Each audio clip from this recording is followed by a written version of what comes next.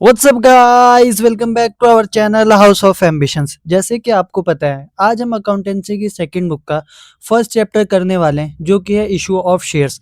Issue of shares एक बहुत ही important chapter है।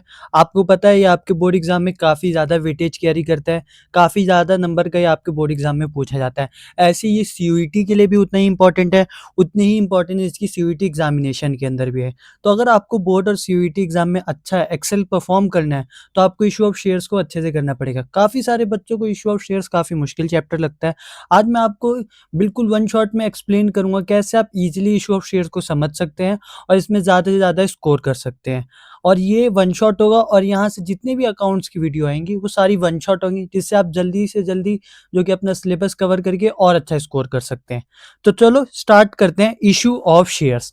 तो सबसे पहला क्वेश्चन आता है, इशू ऑफ शेयर्स क्या होता है? कोई भी कंपनी, मान लीजिए XYZ लिमिटेड कंपनी है कोई, जिसे 1 लाख रुपए की जरूरत है। वैसे तो अमाउंट बड़ा होता है, बट मैं आपको एग्जांपल के लिए बता रहा हूँ। तो उसे 1 लाख रुपए की जरूरत है, तो वो अपने शेयर्स को इशू करेगी। शेयर्स किसको इशू करेगी? पब्लिक को। और जो जो पब्लिक उसके शेयर्स खरीदेंगे, उसे वो ओनर बना देगी। तो आपको पता है ना, शेयर होल्डर्स जो कि है कंपनी के ओनर होते हैं। ये सारी चीजें, बेसिक चीजें आपको पता होंगी। तो शेयर होल्डर्स जो कि है कंपनी के जो कि है मालिक होते हैं, उन्हें हम ओनर कहते हैं। अब इस XYZ लिमिटेड को जो 1 लाख रुपए की जरूरत है, इसके लिए वो अपने शेयर्स को जो कि सब्सक्राइब कराएगी। अपने जो भी ऑडियंस होगी उसको कहेगी कि आप हमारे शेयर्स खरीद लीजिए, जिससे जो कि है आपको बेनिफिट मिलेगा, हम आपको शेयर्स देंगे और इन्हें जो कि है पैसा मिलेगा। अब मान लीजिए अमाउंट 1 लाख की जगह कुछ भी हो सकता है। वो 1 साल के अंदर प्रोस्पेक्टस होता है, उसके अंदर जो जो गिवन होगा उस हिसाब से वो कितनी बार भी शेयर्स जो कि इशू कर सकते हैं। अब मान लीजिए XYZ लिमिटेड ने कहा कि 1000 शेयर्स, 10,000 शेयर्स है मान लीजिए, इंटू 10, ये क्या है? शेयर्स। और ये हो गया फेस वैल्यू। ठीक है, तो ये जो कि है ये हो गया आपका ₹1 लाख। तो ये इस तरीके से कंपनी जो कि है 10,000 इशू शेयर को इशू करके, ₹10 का एक शेयर होगा, उससे जो कि 1 लाख रुपए जो कि क्रिएट करेगी। अब इस ₹10 को वो एक साथ नहीं मांगेगी, क्योंकि कभी भी वो कस्टमर से एक साथ इतने पैसे तो नहीं मांग सकती। तो वो इसको मेजरली 4 पार्ट्स में मांगते हैं। इस ₹10 को वो 4 पार्ट्स में मांगते हैं। मान लीजिए 2, 3, 2, 3 ऐसे मांगेंगे। सबसे पहले आपको एप्लीकेशन मनी देना होता है, उसके बाद आपको अलॉटमेंट मनी देना होता है, उसके बाद आपको फर्स्ट कॉल देना होता है, और उसके बाद आपको सेकंड एंड फाइनल कॉल देना होता है। अब बहुत सारे स्टूडेंट्स को लगता है कि ये बस 4 तक ही जा सकता है। नहीं, ये उससे आगे भी जा सकता है, क्योंकि कंपनी क्या पता थर्ड कॉल भी मांगे। वो जितने भी अमाउंट हो, इसमें तो 10 है, इतना नहीं होता है, ज़्यादा होता है अमाउंट। तो मान लीजिए ₹100 का है, तो 20-30, 20-30 करके, या 50-20, 10-10 करके किसी भी तरीके से कंपनी मांग सकती है।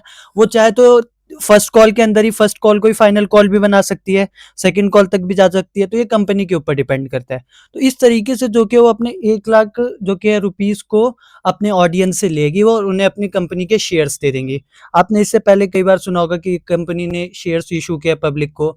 इससे आपको बस बेसिक बेसिक ये चीज़ ध्यान ध्यान देनी है कि जो भी शेयर्स इशू करेगा, जो भी कंपनी शेयर्स को इशू करेगी, मान लीजिए XYZ लिमिटेड है, तो सबसे पहले वो जिन भी शेयर होल्डर्स होंगे उन सबको ओनर बना देगी। उसके बाद शेयर जो कि एक साथ सारा अमाउंट नहीं लेंगी, उसको वो छोटे-छोटे टुकड़ों में लेते हैं, जिसे हम एप्लीकेशन मनी कहते हैं। आपको इतना सब पता होगा, इसलिए मैंने शॉर्ट फॉर्म्स लिखी हैं। आपको अलॉटमेंट मनी फिर देना पड़ता है, फिर फर्स्ट कॉल, और फिर सेकंड एंड फाइनल कॉल। अब एक चीज़ इसमें बहुत इंपॉर्टेंट है, एंट्रीज़। सबसे पहला इंपॉर्टेंट क्वेश्चन आ गया आपका, एंट्रीज़। एंट्रीज़ आती है, बिल्कुल ही आती है। एंट्रीज़ को आपको बिल्कुल ध्यान से समझना है। मैं आपको एक-एक एंट्री लिखवाऊँगा, आपको मेरे साथ नोट करने जाना है। अपनी एक कोई भी कॉपी उठाइए, जो-जो मैं आपको लिखवा रहा हूँ वो सब लिखिए, बहुत इंपॉर्टेंट है।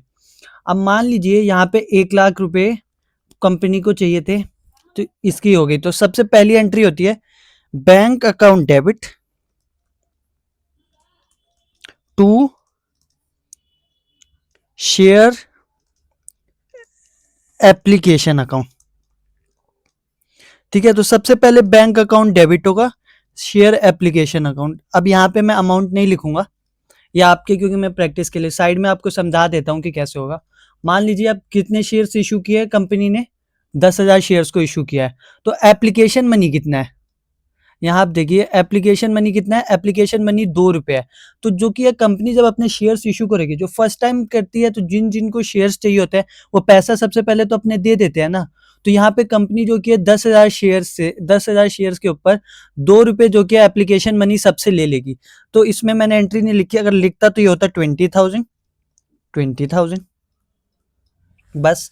इसके बाद आगे चलते हैं, फिर होगा share application account debit, share application account debit to share capital account, to share capital account. अब यहाँ पे 20,000 हो जाएगा। इसके बाद सबसे पहले आप देखिए, मैं एंट्रीज को आपको साथ साथ एक्सप्लेन करता हुआ चलता हूँ। सबसे पहले बैंक के अंदर जो कि है शेयर्स का मनी जो कि आएगा कंपनी के पास, तो बैंक अकाउंट डेबिट होगा किस लिए, कैसे, शेयर एप्लीकेशन की वजह से। उसके बाद शेयर एप्लीकेशन अकाउंट भी डेबिट होगा और ये ट्रांसफर करेगा कहाँ, शेयर कैपिटल के अंदर अमाउंट को। तो यहाँ तक आपको अब समझ आ गया होगा। इसके बाद हम नेक्स्ट स्टेप पे चलेंगे जिसपे हम अलॉटमेंट मनी मांगते हैं। तो share allotment account debit to share capital account. अब दूसरी जो एंट्री होगी ना, share allotment account debit to share capital account, यहां मैं आपको नरेशंस नहीं लिखवाऊंगा, आपके पास टाइम कम है, आपको पता है नरेशंस क्या होती है, तो आपको लिखते हुए चलना है साथ साथ। तो सबसे पहले मनी ड्यू होगा, मान लीजिए यहाँ एक्स अमाउंट है, तो यहाँ एक्स की जगह क्या आएगा, रुको मैं बताता हूँ आपको, या अमाउंट लिख ही देता हूँ ना मैं, वही सही रहेगा। अब मान लीजिए यहाँ 10,000 है, तो अलॉटमेंट पे 3 रुपीज जो कि है चाहिए कंपनी को, इस 1 लाख इस 10,000 शेयर से लिख ही देता हूँ।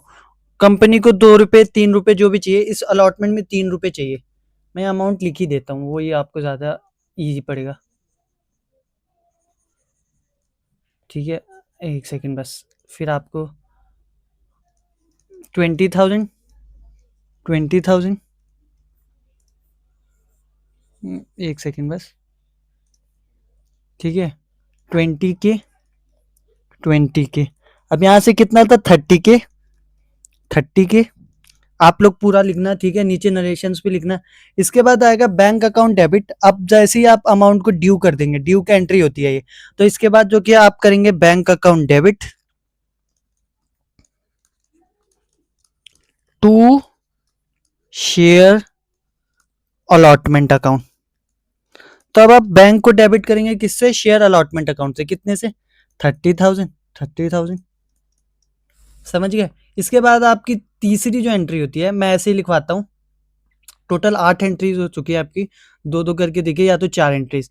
इसके बाद जो आप तीसरी अलग एंट्री करेंगे, सेम करेंगे किसके, फर्स्ट कॉल के लिए। अब आप एक चीज ध्यान रखनी है आपको, कि जैसे शेयर अलॉटमेंट में अब खुद से शेयर होल्डर्स को पता नहीं चलेगा कब पैसा देना है, तो आप उन्हें बताएंगे कि हमें पैसा दीजिए, ड्यू कराएंगे पहले एंट्री को। तो शेयर अलॉटमेंट को ड्यू कराया आपने, फिर शेयर अलॉटमेंट को ड्यू कराया, उसके बाद बैंक में रिसीव कर लिया जिन जिन शेयर होल्डर्स ने आपको पैसा दे दिया। अब इसके बाद ऐसी सेम एंट्रीज होती है आपके फर्स्ट कॉल के लिए भी और लास्ट फाइनल कॉल के लिए भी।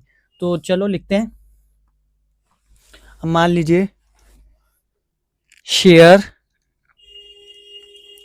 First call account debit to share capital account 232, तो 10,000 से 2 था तो 20 के।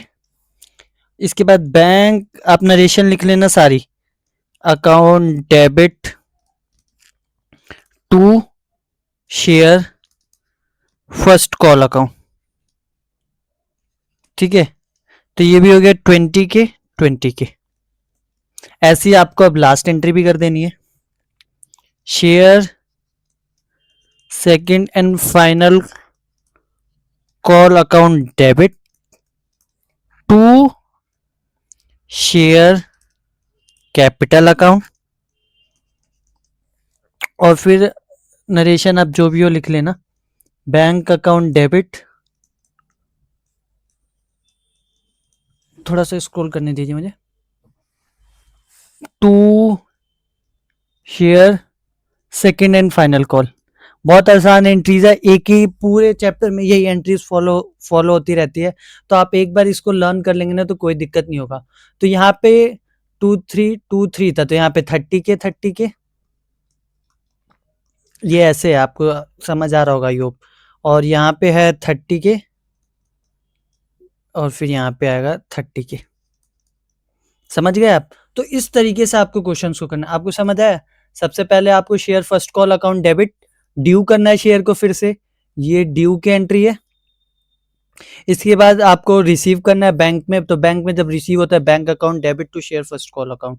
ठीक है, तो इसी तरीके से आपकी सारी एंट्रीज होती है। तो यहाँ पे मैंने आपको जितनी भी टोटल एंट्रीज थी जो इससे रिलेटेड है वो आपको करा दी। ऐसे ही आपको ध्यान रखना है कि आपको सबसे पहले पहली एंट्री में तो आपको बैंक अकाउंट डेबिट करना है। आप एप्लीकेशन मनी जो कि है सबसे रिसीव करेंगे जिन जिनको आपने शेयर्स देने हैं। उसके बाद उस एप्लीकेशन मनी को ट्रांसफर करेंगे, फिर अलॉटमेंट की मनी को ड्यू करेंगे, फिर रिसीव करेंगे। ऐसे ही शेयर के फर्स्ट कॉल को भी ड्यू करेंगे, रिसीव करेंगे, और उसके बाद share second call final second और फाइनल कॉल जो भी होगी उसको भी ड्यू करके रिसीव कर लेंगे। तो इस तरीके से आपको जो कि है सारी एंट्रीज को लिखना है। इन सारी एंट्रीज को आपको एक जगह नोट कर लेना है, और इसका फॉर्मेट बिल्कुल इंपॉर्टेंट है, बहुत ज्यादा इसका फॉर्मेट समझ लेना है। यही एंट्री जो कि आपकी हर जगह यूज होगी। अब इसके बाद केस आता है, हम आगे चलते हैं। मान लीजिए यही एग्जांपल लेते हैं हम, 1 लाख रुपए है। एक सेकेंड, एक सेकेंड बस। 1 लाख रुपए है, वो 100 रुपए का कोई शेयर है। इसको डिवाइड कर दीजिए आप 20 30, वही सेम एग्जांपल लेके चलेंगे 2 3 2 3 वाले पूरे चैप्टर के लिए। ठीक है, तो इसको आप मान लीजिए कहते हैं एप्लीकेशन मनी, इसको आप कहते हैं अलॉटमेंट मनी, इसको आप कहते हैं फर्स्ट कॉल, और इसको आप कहते हैं सेकेंड एंड फाइनल कॉल। ठीक है, तो ये आपको पता है। तो कोई भी कंपनी जो कि है कोई भी शेयर को इशू किया, 1 लाख शेयर 10,000 शेयर्स को इशू किया, 1 लाख अमाउंट चाहिए, इसको 10,000 कर देता हूँ। ठीक है, 1 लाख अमाउंट के लिए 10,000 शेयर्स को इशू किया, 100 रुपए का एक शेयर। ये 10,000 नहीं होगा, ये 1,000 होगा। एक और जीरो बढ़ा दो, कोई इशू नहीं। ठीक है, तो अब इसके बाद क्या करना है आपको, मेन तो समझना ही है ना।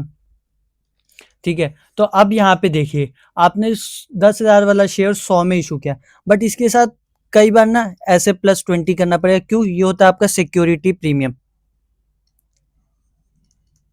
सिक्योरिटी प्रीमियम,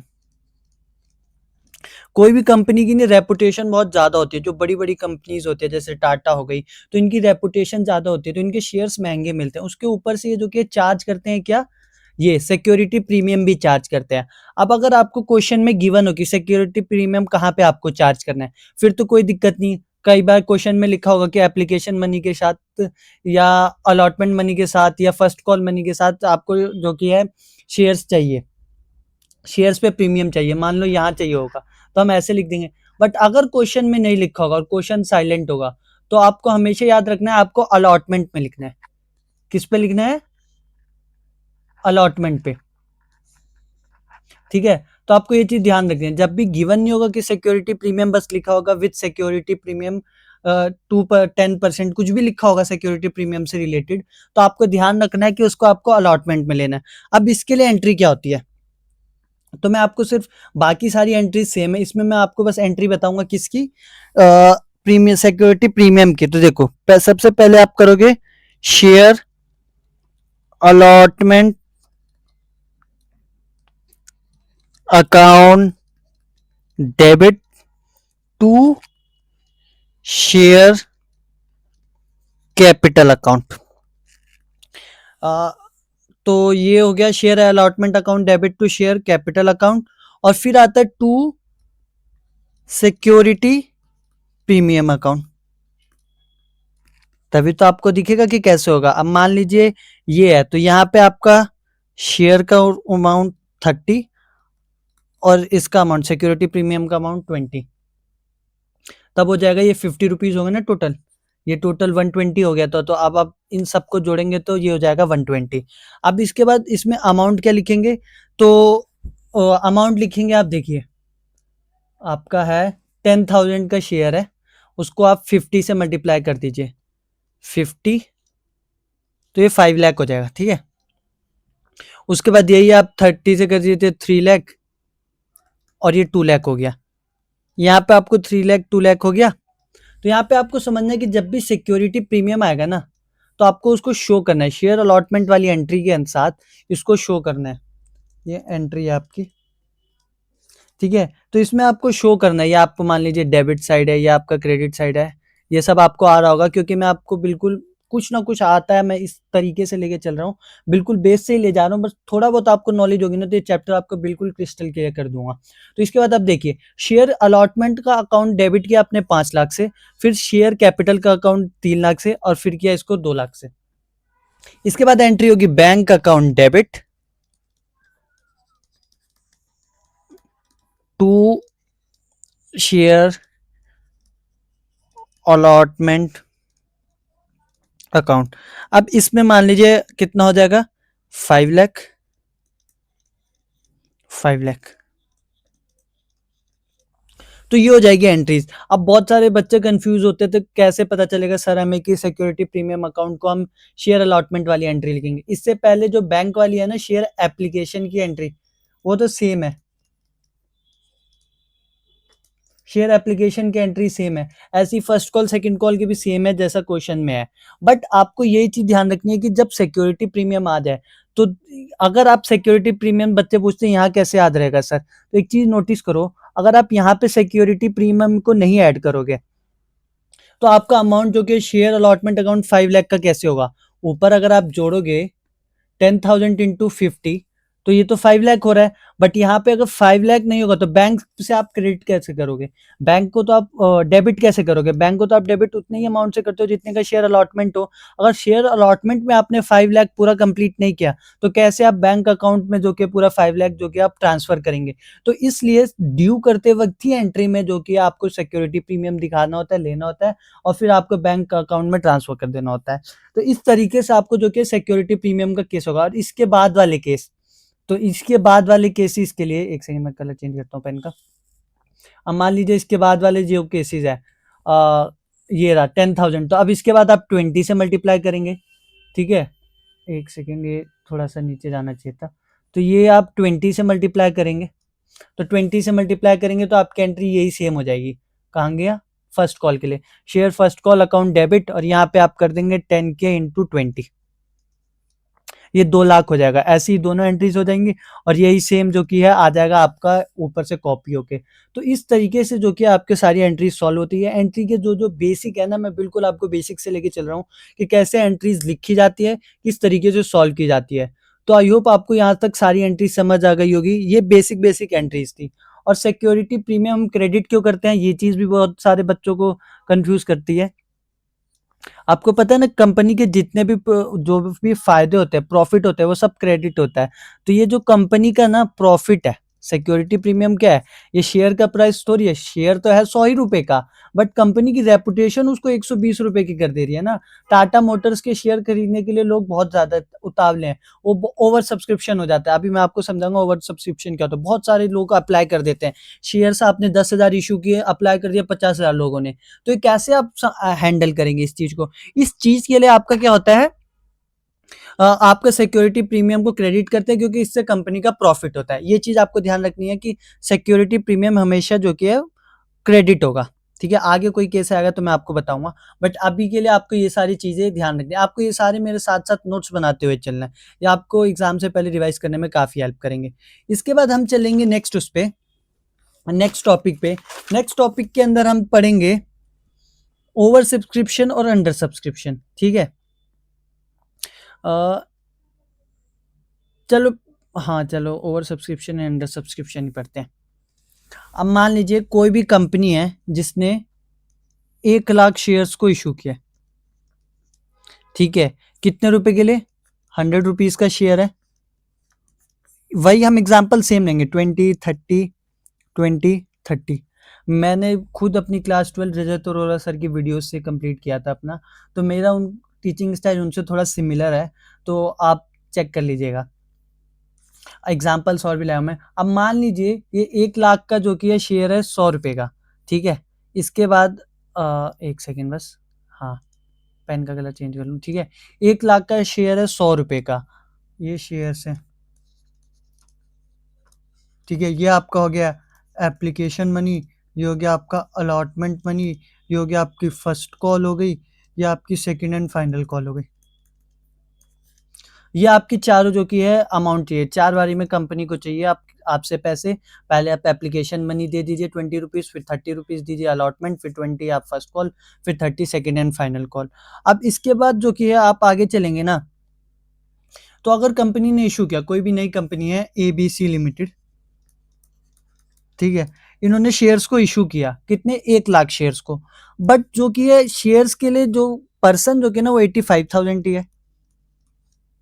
तो इस केस में आप क्या करेंगे, तो इस केस में आप शेयर्स को जो कि कैंसिल कर देंगे, शेयर्स को जो कि कैंसिल कर देंगे, क्योंकि ये अंडर सब्सक्रिप्शन का केस है। किस चीज का केस है? अंडर सब्सक्रिप्शन का, अंडर सब्सक्रिप्शन। इसके अंदर होता है कि कंपनी अगर कोई शेयर इशू करिए, 1 लाख शेयर इशू कर लिया, तो मिनिमम 90% शेयर जो कि सब्सक्राइब होने चाहिए, मतलब 90% शेयर्स को लोगों को लेना चाहिए। मान लीजिए 85,000 की जगह 90,000 होता, तो ये शेयर्स कैंसिल नहीं होते, बट 85,000 है तो ये कैंसिल हो जाएगा। क्यों? क्योंकि आपको पता है कि 90% मिनिमम शेयर सब्सक्राइब होने चाहिए। तो अगर आपने एप्लीकेशन मनी ले लिया है तो आपको रिटर्न करना पड़ेगा सारा एप्लीकेशन मनी अंडर सब्सक्रिप्शन के केस में। क्यों? क्योंकि आपको जो कि है मिनिमम, आपको एक रूल गिवन है कि आपको मिनिमम 90% जो कि आपके शेयर जो कि सब्सक्राइब होने चाहिए। अगर 90% से कम होता है तो वो शेयर्स कैंसिल हो जाते हैं, उनका कोई कुछ भी नहीं होता है। इसके बाद दूसरा जो केस आता है, मैं इसको थोड़ा जूम आउट कर देता हूँ, हाँ, ओवर सब्सक्रिप्शन, ओवर सब्सक्रिप्शन। इसके अंदर क्या होता है मैं आपको बताता हूँ। मान लीजिए किसी भी कंपनी के पास 1 लाख, 1 सेकेंड में पेन का कलर चेंज करता हूँ, 1 लाख शेयर्स हैं, ठीक है। उसको उसने 100 रुपीज में बांटा, और ये जो 100 रुपीज है, ये मान लीजिए 20, 20, 20 और 40 इस हिसाब से बांटा। ये आपका एप्लीकेशन मनी हो गया, अलॉटमेंट मनी हो गया, ये आपका फर्स्ट कॉल हो गया, ये आपका सेकंड एंड फाइनल कॉल हो गया। तो ये अमाउंट है।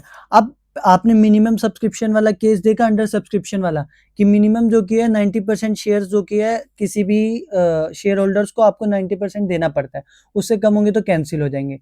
बट इस केस में, ओवर सब्सक्रिप्शन वाले केस में ये नहीं होता।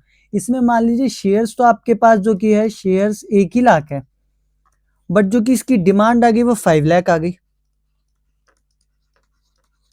शेयर्स आपके पास कितने हैं? 1 लाख है, बट इसकी डिमांड जो कि है 5 लाख आ गई। ये ऐसा ही है कि आपके पास 1 लाख का प्रोडक्ट है, 1 लाख का सामान है, और आपके पास डिमांड 5 लाख के सामान की आ गई, तो आप जो 1 लाख का सामान होगा उसे तो देंगे ना। तो इसमें वही केस है कि जैसे आपने इसमें देखा कि 5 लाख लोगों ने शेयर्स के लिए इनका अप्लाई किया, सब्सक्राइब किया। अब क्या होगा इसमें ना, आपको क्वेश्चन में गिवन होगा, ये क्वेश्चन जरूर आता है, मैं आपको कह रहा हूँ, ये बहुत ही इंपॉर्टेंट, लिख लीजिए आप कहीं पे से, ये क्वेश्चन जरूर आएगा, ठीक है। इसके ऊपर क्वेश्चन जरूर आएगा। तो अब मान लीजिए इस 5 लाख को वो कैसे एडजस्ट करते हैं, तो मान लीजिए इस 5 लाख को आपको एडजस्ट करना है 1 लाख शेयर्स के लिए, है तो आपके पास शेयर्स 1 लाख ही ना, सामान तो 1 लाख का ही है आपके पास, आप इससे ज्यादा तो दे ही नहीं सकते हैं। अब इस 1 लाख को कैसे आप सॉल्व करेंगे, तो इसके लिए आपको साथ लेना पड़ेगा प्रो राटा कॉन्सेप्ट का।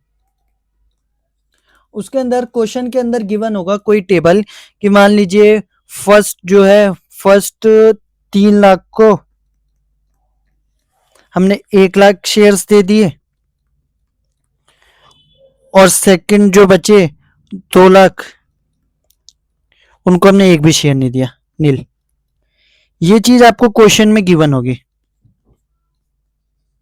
ठीक है, ऐसी टेबल बनी होगी। ये बहुत इंपॉर्टेंट है, इसको समझना आप, कि ये आपको गिवन होगी। तो अब आप इस केस में क्या करेंगे, तो इसके लिए आपको एक फॉर्मूला बता देता हूं मैं, कि मान लीजिए अप्लाइड अपॉन में allotment equal to 3 lakh upon 1 lakh. ये समझा? ये 3 लाख क्या है? जितने शेयर्स, इतने शेयर वालों को हमने 1 लाख शेयर दे दिए। ठीक है, तो ये अप्लाई 3 लाख ने किया था तो 1 लाख को दिया, तो ये हो गया 3:1 का रेशियो। ठीक है, इसके बाद यहाँ आएगा, हाँ, तो ये शेयर जो कि है, ये आपको फॉर्मूला कहीं लिख के रखना है, इंपॉर्टेंट है, इसके ऊपर से बहुत सारे आप निकालेंगे। अब जैसे कई क्वेश्चन में 3:1 का शेयर रेशियो आपको पता चल जाएगा, अप्लाइड गिवन होगा तो उससे आप अलॉटमेंट निकालेंगे, अलॉटमेंट गिवन हो तो अप्लाइड, ऐसे ही आप क्वेश्चंस में घूमते रहेंगे जो मैं आगे आपको कराऊंगा। तो इससे आपको इतना पता चल गया कि अप्लाइड और अलॉटमेंट का जो कि है क्या ही आपका जो कि है शेयर का होगा।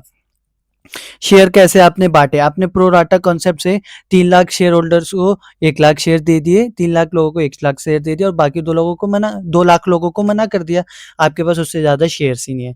तो इसके अंदर सबसे पहले आपको एंट्रीज लिखनी है। ठीक है, तो सबसे पहले एंट्री होगी बैंक अकाउंट की। बैंक, एक सेकेंड बस, एक चेंज नहीं हुआ ये, bank account debit to share application account.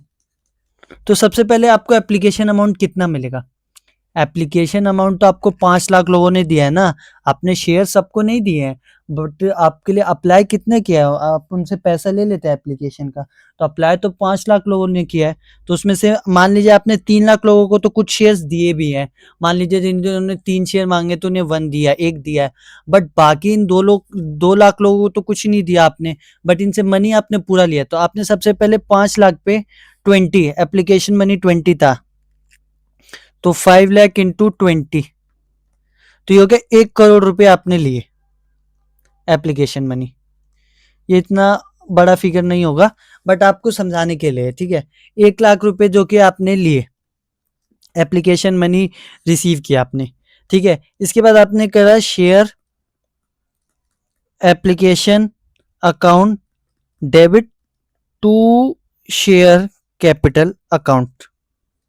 अब यहां पे आता है मेन खेल। सबसे पहले आपको जो कि है इसमें पता है क्या करना है, यहां पे आप लिखिए 1 करोड़। ठीक है, इसके बाद आप जाइए ऊपर, यहां आप देखेंगे तो इन 2 लाख लोगों ने आपको जो कि 20 रुपए, इन 2 लाख लोगों ने आपको ये जो 20 रुपए एप्लीकेशन का अमाउंट दिया है, इनको आप पहले रिफंड कीजिए। क्यों? क्योंकि आपको पता है ना कि इनका पैसे का तो आपने कुछ भी यूज नहीं किया है, इन्होंने अप्लाई किया था कि हमें चाहिए, बट आपने नहीं मिला तो आप इनका पैसा रख थोड़ी लेगी कंपनी, तो उनको रिफंड करेगी। तो सबसे पहले टू बैंक में जाइए,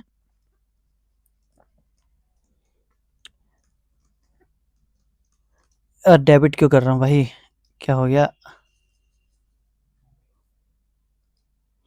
तो सबसे पहले बैंक अकाउंट में जाइए, आपको क्या करना है, रिफंड करना है। कितना रिफंड करेंगे आप? 40 लाख। 2 लाख लोगों से आपने 20 रुपए लिए थे, तो उनको आप वापिस करेंगे तो 40 लाख। इसके बाद जो क्या आता है, प्रोराटा का कॉन्सेप्ट आपको अब जो कि है अलाउ करेगा क्या करने के लिए। मान लीजिए आपने 3 लाख लोगों से 20 रुपए लिए 60 लाख का सामान देने के लिए। ठीक है, 60 लाख का सामान चाहिए था 3 लाख, बट आपने उनको सामान दिया कितने का?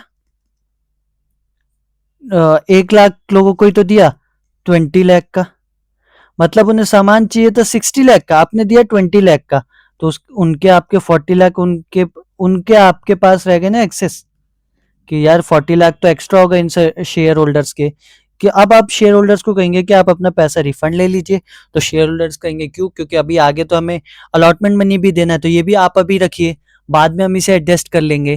तो आप जो कि एडजस्ट करेंगे इस 40 लाख को, जो एक्सेस आ गया इसको आप एडजस्ट करेंगे, तो इसको आप एडजस्ट करेंगे किसमें? अलॉटमेंट मनी पे। अब अलॉटमेंट मनी पे 1 लाख से होगा, अब सब कुछ 3 लाख पे नहीं, अब 1 लाख पे होगा, मेन जो कि है 1 लाख शेयर ही तो थे, तो 1 लाख इंटू कितना है आपका अलॉटमेंट मनी? 20 लाख हो गए, फिर भी 20 लाख एक्सेस आ गया आपका। तो अब शेयर होल्डर्स कहेंगे कि ठीक है अब तो आप वापस वापस ले लीजिए, कंपनी कहेगी शेयर होल्डर्स को वापस ले लीजिए, तो आप शेयर होल्डर्स को वापस लेना पड़ेगा। क्यों? क्योंकि कभी भी आप एडजस्टमेंट जो कि यहाँ पे आपने एडजस्ट किया, इस 20 लाख को आपने एडजस्ट किया किसमें? अलॉटमेंट के लिए, adjust for allotment money, allotment money के लिए आपने एडजस्ट किया। बट आप इसके बाद इस 20 लाख को जो एक्सेस है, इसको आप first call, second call, final call पे एडजस्ट नहीं कर सकते, क्योंकि मैक्सिमम जितना भी आप एडजस्टमेंट कर सकते हैं ना, मैक्सिमम जितने भी एडजस्टमेंट है वो सब आप कितने कहां तक कर सकते हैं? सिर्फ अलॉटमेंट तक कर सकते हैं। उसके बाद भी अगर आपके पास एक्सेस मनी है तो आपको रिफंड करना पड़ेगा, उसके बाद आप नहीं रख सकते उनका पैसा। आपको जब भी एप्लीकेशन पे एक्सेस मनी आ गया तो सबसे पहले उस एक्सेस मनी को आप साइड कीजिए, उस एक्सेस मनी से आप जो कि अलॉटमेंट का मनी सेटल कीजिए, और उसके बाद भी अगर एक्सेस बच गया तो उसके बाद आपको, एक्सेस अगर बच गया तो क्या करना है? आपको वो सब रिफंड कर देना है। ठीक है, तो यहाँ पे बैंक में 40 नहीं, इसमें प्लस करेंगे हम 20 लाख का भी, और उसका एक्सेस रह गया तो ये हो जाएगा 60 लाख। आ गया आपको समझ? तो यहां तक आपको समझ आ गया होगा 60 लाख। इसके बाद आपने एडजस्टमेंट की, ये बहुत इंपॉर्टेंट पॉइंट था। 40 लाख तो आपने डायरेक्ट रिफंड किया कि जो 2 लाख लोगों से 20 रुपए लिए थे, उसके बाद 20 लाख का आपने एक्सेस और ले लिए थे ओवर सब्सक्रिप्शन में। ठीक है, तो अब इसके बाद जो हम सेटल करेंगे शेयर अलॉटमेंट के लिए, अब हम कुछ मनी जो कि शेयर अलॉटमेंट अकाउंट में करेंगे। कितने? यहाँ पे एडजस्ट कितना किया हमने? 20 लाख को एडजस्ट कर रहे हैं। ठीक है, यहाँ पे 20 लाख एडजस्ट किया ना, तो यहाँ पे लिखिए 20 लाख। तो एक्चुअल शेयर कैपिटल में जो हो जाएगा वो सिर्फ 20 लाख जाएगा। बाकी ये दोनों एडजस्ट कर दिए हमने। बैंक में आपने पहले रिफंड किया उन 2 लाख शेयर होल्डर्स को, और उसके बाद बाकी मनी को शेयर वापस किया जो एक्सेस आ गया था, और शेयर अलॉटमेंट में बाकी सबको जो कि आपने एडजस्ट कर दिया। इसके बाद जब दूसरी एंट्री आएगी आपके अलॉटमेंट की, सेकंड एंट्री जब आएगी आपकी share allotment account debit to share capital account, allotment money को आप करेंगे तो अलॉटमेंट मनी कितना था? 20 लाख और 20 लाख, 20 लाख था ना, 1 लाख इंटू 20 है। ये देखिए ना, कहाँ गया? इस 1 लाख पे कितना है अलॉटमेंट मनी? ये रहा 20 रुपीज है। तो 1 लाख पे 20, 20 लाख, 20 लाख, तो ये हो गया। इसके बाद लिख देना ड्यू की एंट्री ये होती है, ये आपकी, ये सब आप खुद लिख लेना। बट अब जो ये यहाँ पे बैंक की एंट्री होती है, ये एंट्री आप नहीं करेंगे। क्यों? क्योंकि आपको मनी तो रिसीव हो गया है ना पहले, आप क्या पैसा लेंगे? तो ये ड्यू की एंट्री बस एक बार ही होती है एंट्री, उसकी अगली एंट्री आपको करने की जरूरत नहीं है। इसके बाद की तो सारी इजी है कि अब तो आपको पता है 1 लाख पे आप 20 रुपए लेंगे ड्यू करके। दिखा देता हूं। अब जैसे share first call account debit to share capital account, तो ये हो गया 1 लाख इंटू 1 लाख हो जाएगा। तो इसको हम कर सकते हैं, ये हो गया आपका 1 लाख इंटू कितना था? 20 था ये, तो ये भी हो गया 20 लाख, 20 लाख।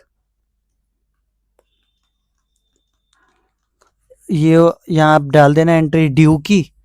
नरेशन आप जरूर लिखना, आप प्रैक्टिस करते हैं ना, तो अभी ये मोमेंट आ चुका है कि आप नरेशन जरूर लिखें। ठीक है, इसके बाद आप लिखिए bank account debit to share first call account. ठीक है, तो ये हो गया 20 लाख, 20 लाख।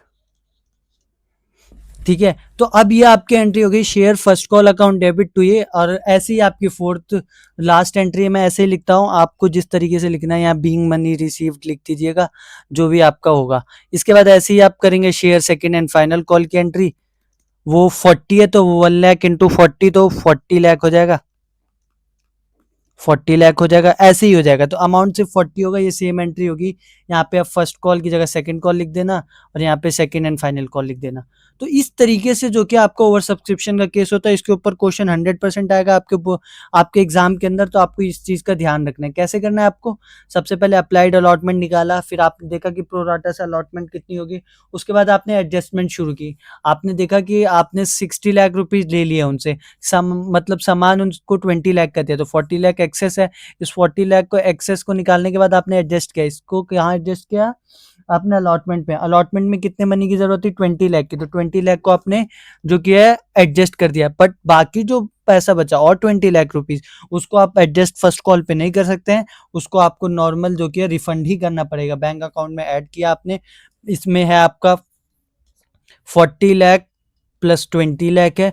40 लाख तो जो शुरुआत में ही रिफंड करना पड़ेगा, जो 2 लाख लोगों से आपने 20 रुपए लिए, और ये आपको 20 लाख जो बाद में एक्सेस हो गया था, जो आप एडजस्ट नहीं कर सकते फर्स्ट कॉल तक, वो हुआ। तो ये था पूरा ओवर सब्सक्रिप्शन का केस। इसमें आपने देखा कि कैसे आपने सॉल्व किया।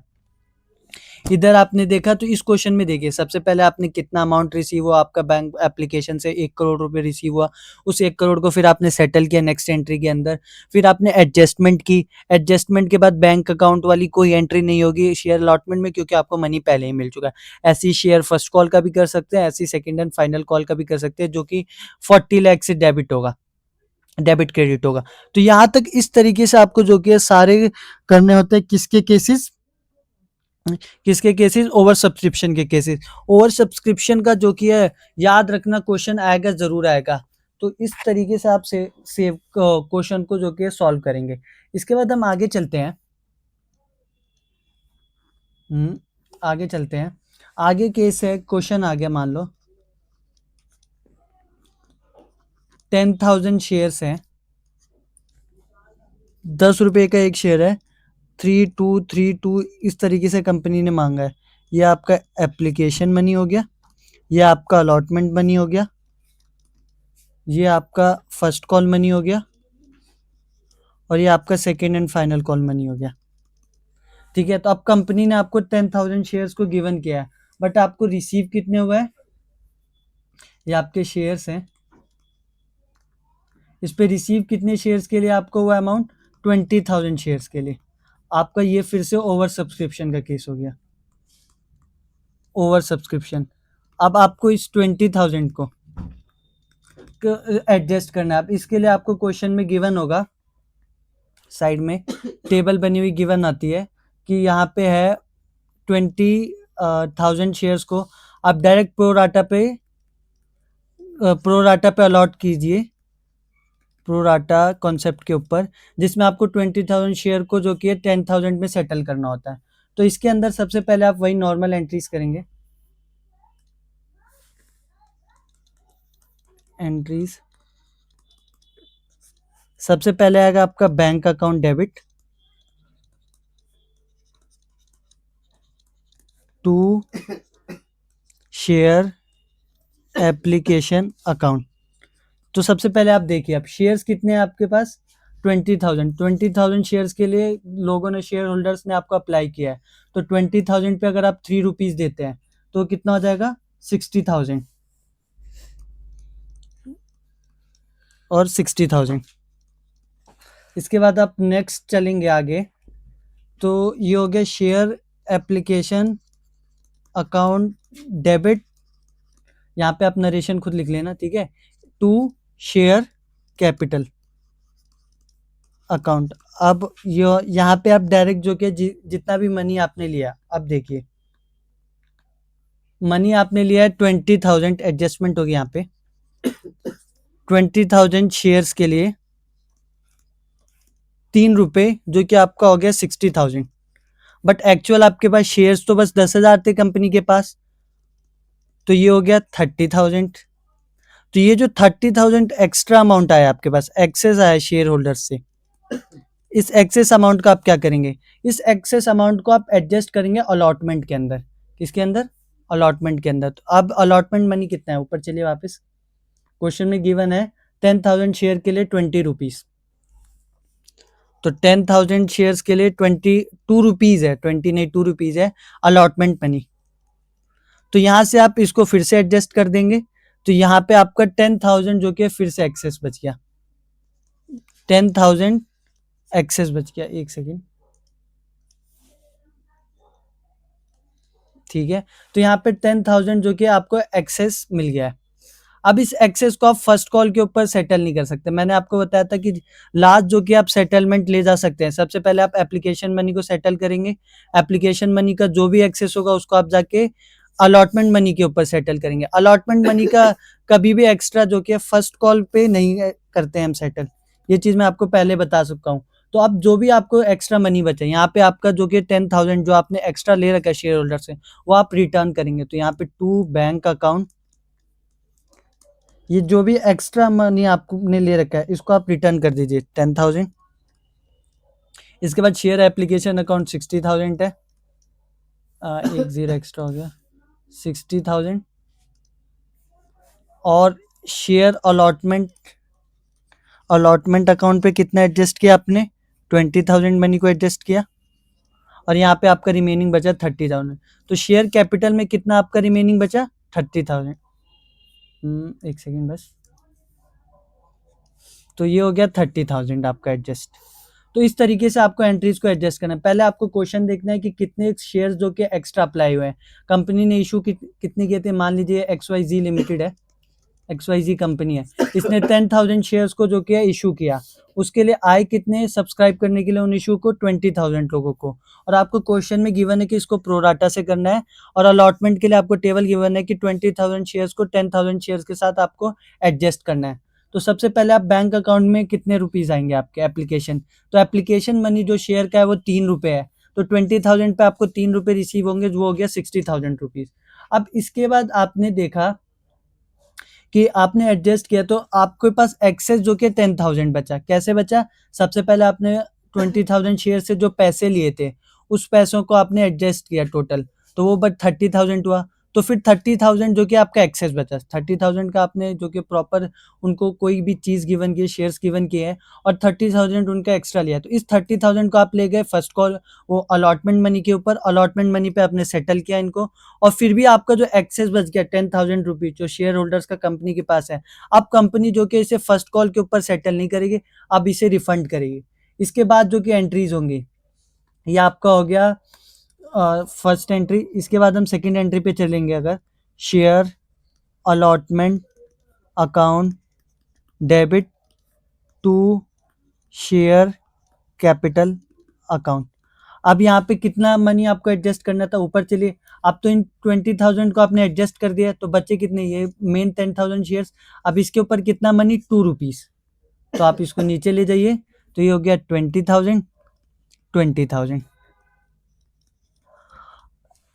हाँ ठीक है। तो अब यहाँ पे ये नरेशन आप लिख लेना, ठीक है, इस नरेशन को लिख लेना। इसके बाद जो बैंक की एंट्री होगी, बैंक अकाउंट डेबिट वाली, ये एंट्री आपकी नहीं आएगी, टू शेयर अलॉटमेंट।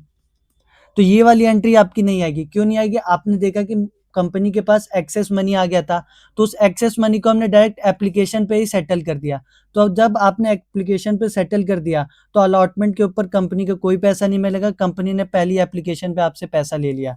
अब इसके बाद जो रिमेनिंग पैसा है कंपनी का 10,000 शेयर्स पे, ये मान लीजिए फर्स्ट कॉल है, ये मान लीजिए सेकेंड एंड फाइनल कॉल है, तो आप वही प्रॉपर जो पीछे एंट्रीज कराई है मैंने आपको, first call account debit to share capital account, bank account debit to share first call account, SCF second call, 10,000 into 3 करेंगे आप, तो ये 30,000 के लिए दोनों का आप क्रेडिट डेबिट करेंगे, और यहाँ पे आप करेंगे 20,000 के लिए क्रेडिट और डेबिट।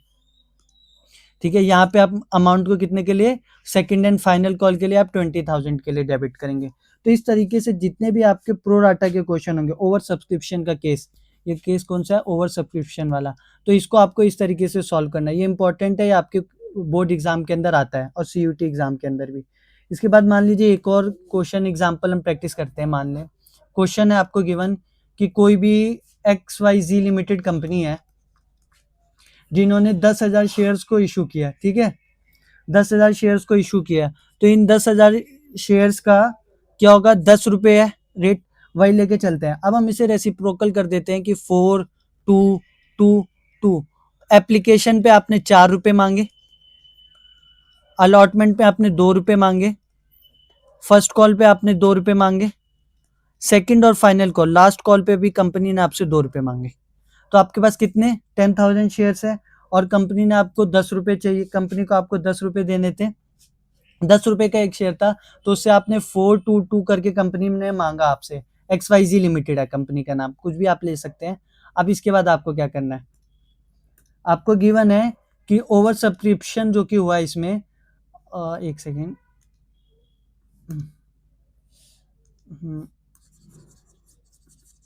ठीक है, अब ये जो शेयर्स है 10,000 शेयर्स है आपके पास, लेकिन आपके पास कितने शेयर्स की डिमांड आई है? 40,000 शेयर्स की। 40,000, ठीक है। तो अब इन 40,000 को आप कैसे एडजस्ट करेंगे?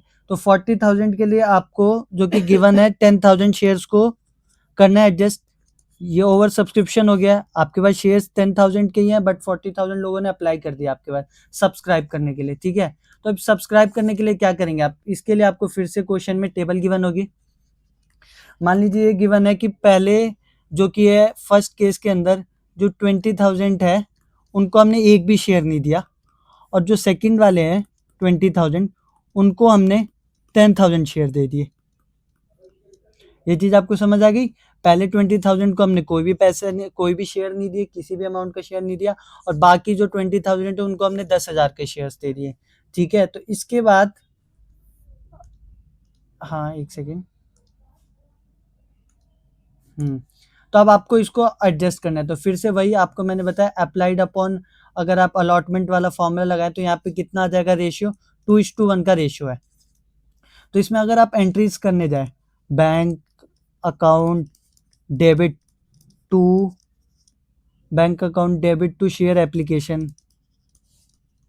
अकाउंट, यहाँ पे आप नीचे नरेशन लिख लीजिएगा, ठीक है। तो बैंक अकाउंट डेबिट में कितने पैसे आएंगे? आपके पास शेयर 10,000 के ही थे, बट एप्लीकेशन पे मनी जो है कंपनी ने 40,000 पे लिया, कितने? 4 रुपए। 40,000 पे 4 रुपीज कितना हो जाएगा? 1,60,000, ठीक है। अब आप इसको पहले लिख लीजिए, share application account debit, share application account debit, तो इसमें कितने हैं? 1,60,000। अब आपको चेक करना है to share capital account, share capital account में कितना अमाउंट जाएगा आपका? To bank account, bank account में कितना अमाउंट जाएगा आपका? और टू शेयर और अलॉटमेंट में, कि अगर कोई एडजस्टमेंट हुई तो शेयर अलॉटमेंट के ऊपर आप कितना मनी जो कि एक्सेस होगा उसे एडजस्ट करेंगे। अब देखिए कैसे होगा।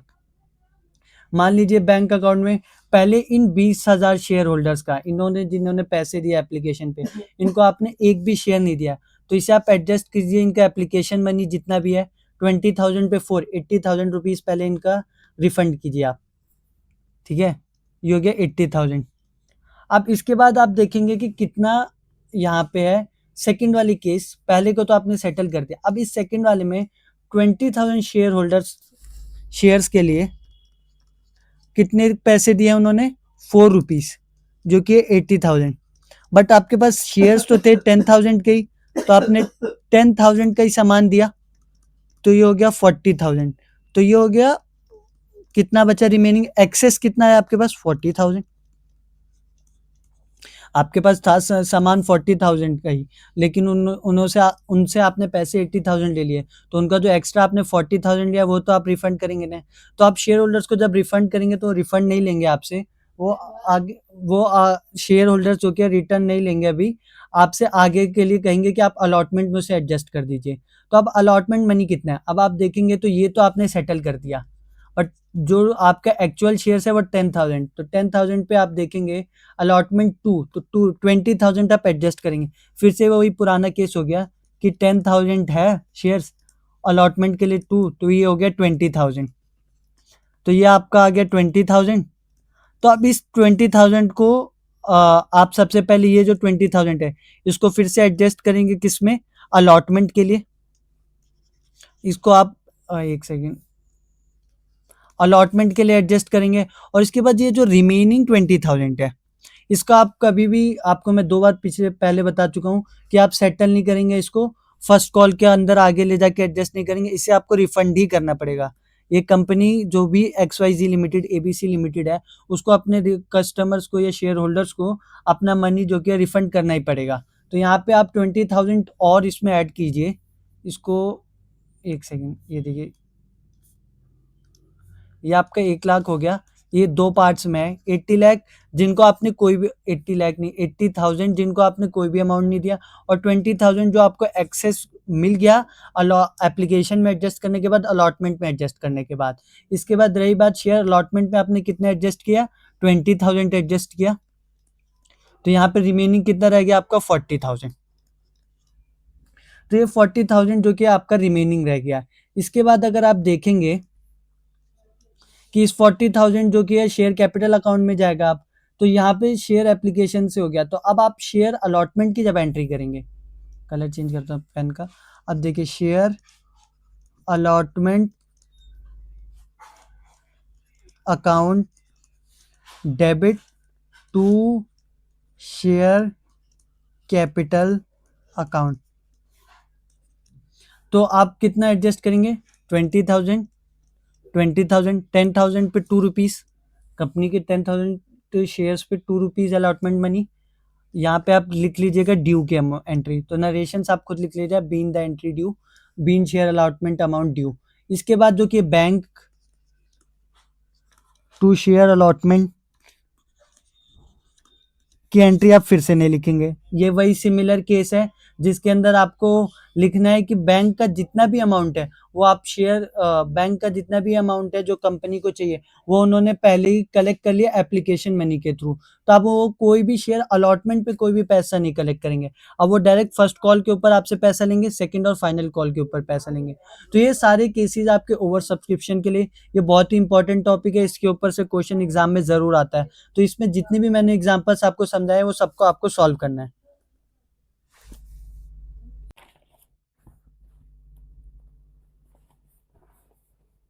तो इसके बाद हम पढ़ेंगे अब कॉल इन एरियर को। किसको पढ़ेंगे?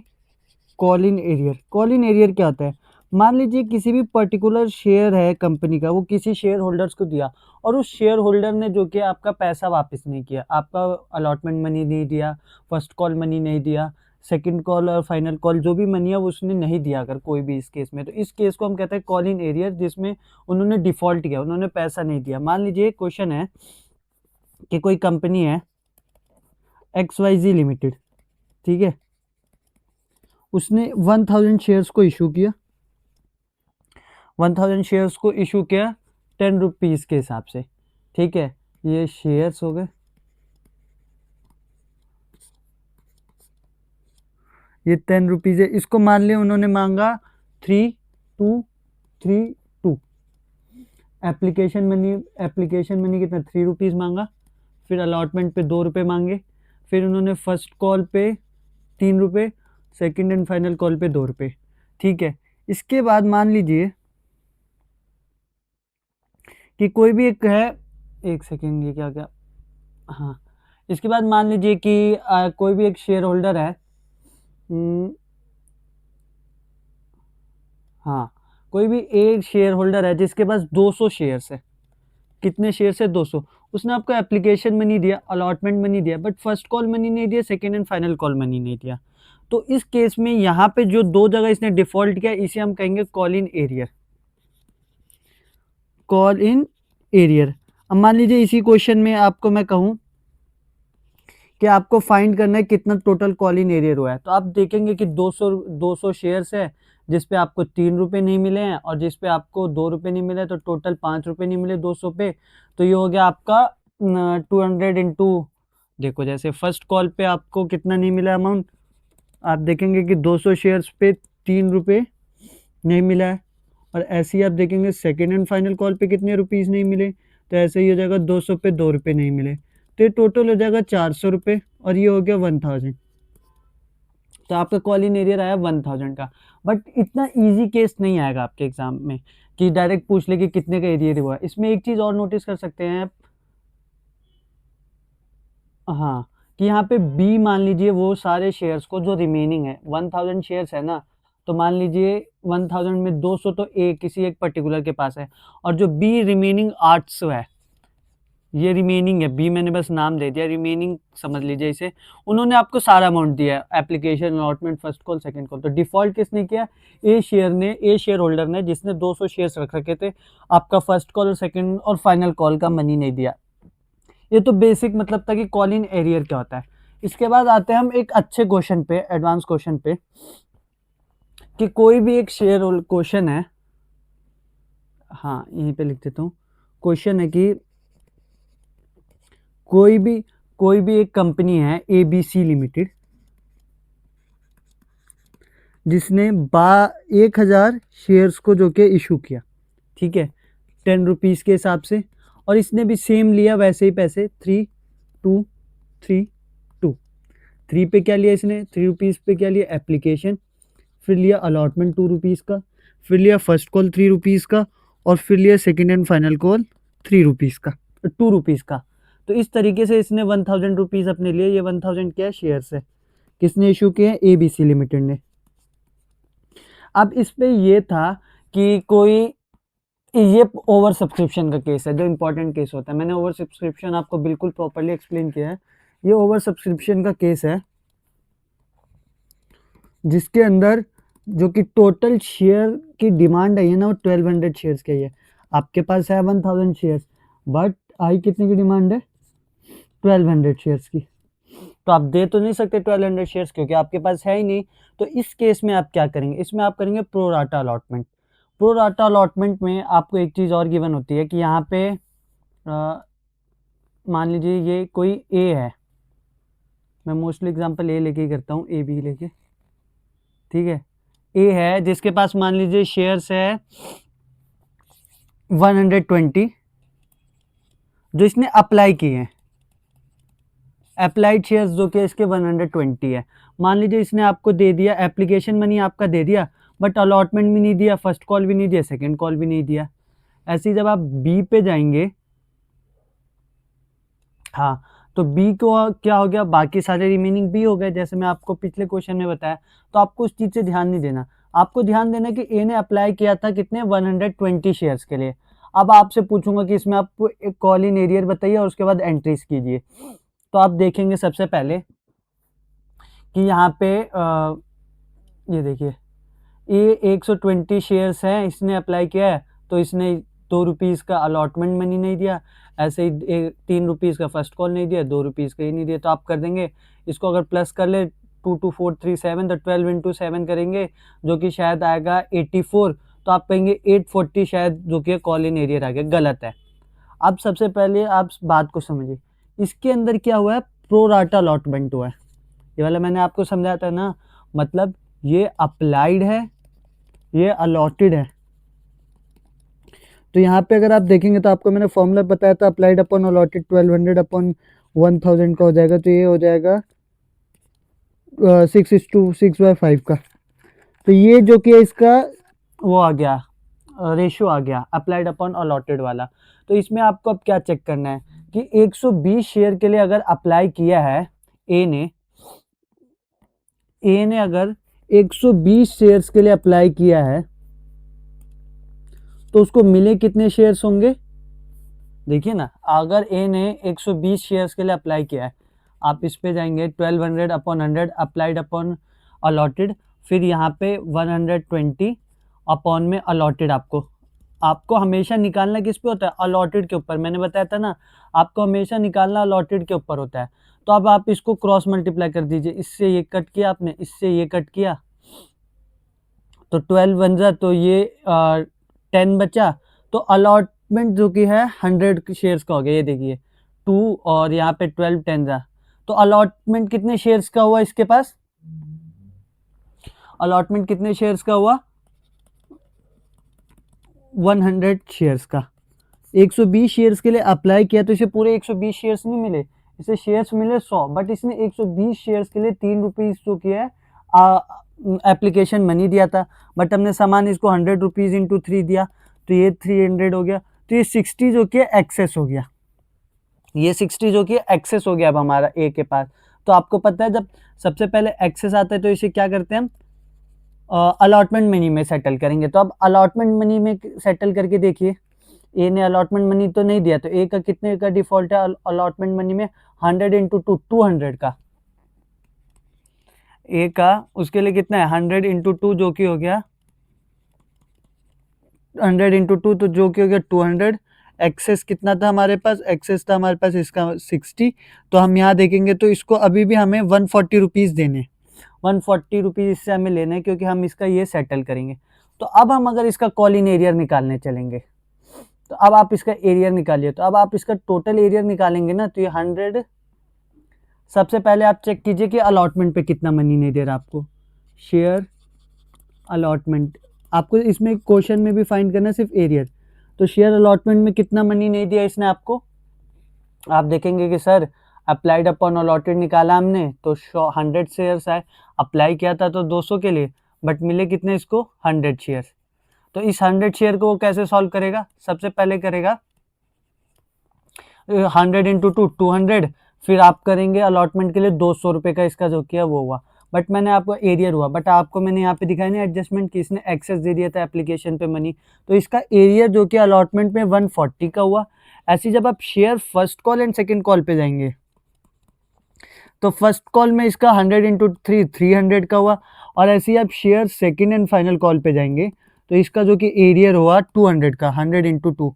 इधर आपने देखा कि 200 माइनस आपने 60 किया, यहाँ पे आपने देखा कि 100 इंटू 3 किया आपने जो फर्स्ट कॉल पे मनी मांगा, और अब किया आपने 100 into 2 second and final call पे, तो ये टोटल इसका हो गया 640 एरियर।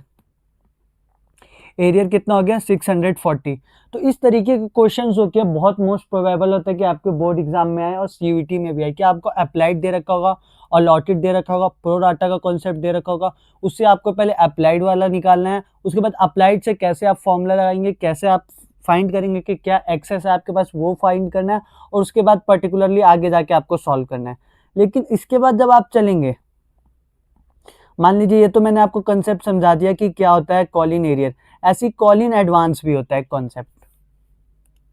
यहाँ पे आते हैं हम कॉल इन एडवांस, उसमें किसी शेयर होल्डर ने ना पैसे पहले ही दे दिए होते हैं। मान लीजिए कोई भी 1000 शेयर्स है, फिर से 10 रुपये के हिसाब से application allotment first call second call. अब इस पर कोई भी ए है जिसके पास 200 शेयर्स है, उसने ये पैसा दे दिया, ये पैसा दे दिया, बट इसका और इसका पैसा ने यहीं दे दिया, मतलब ये एप्लीकेशन का मनी, ये अलॉटमेंट का मनी, ये अलॉटमेंट का मनी, ये फर्स्ट कॉल का मनी, और ये सेकेंड एंड फाइनल कॉल का मनी।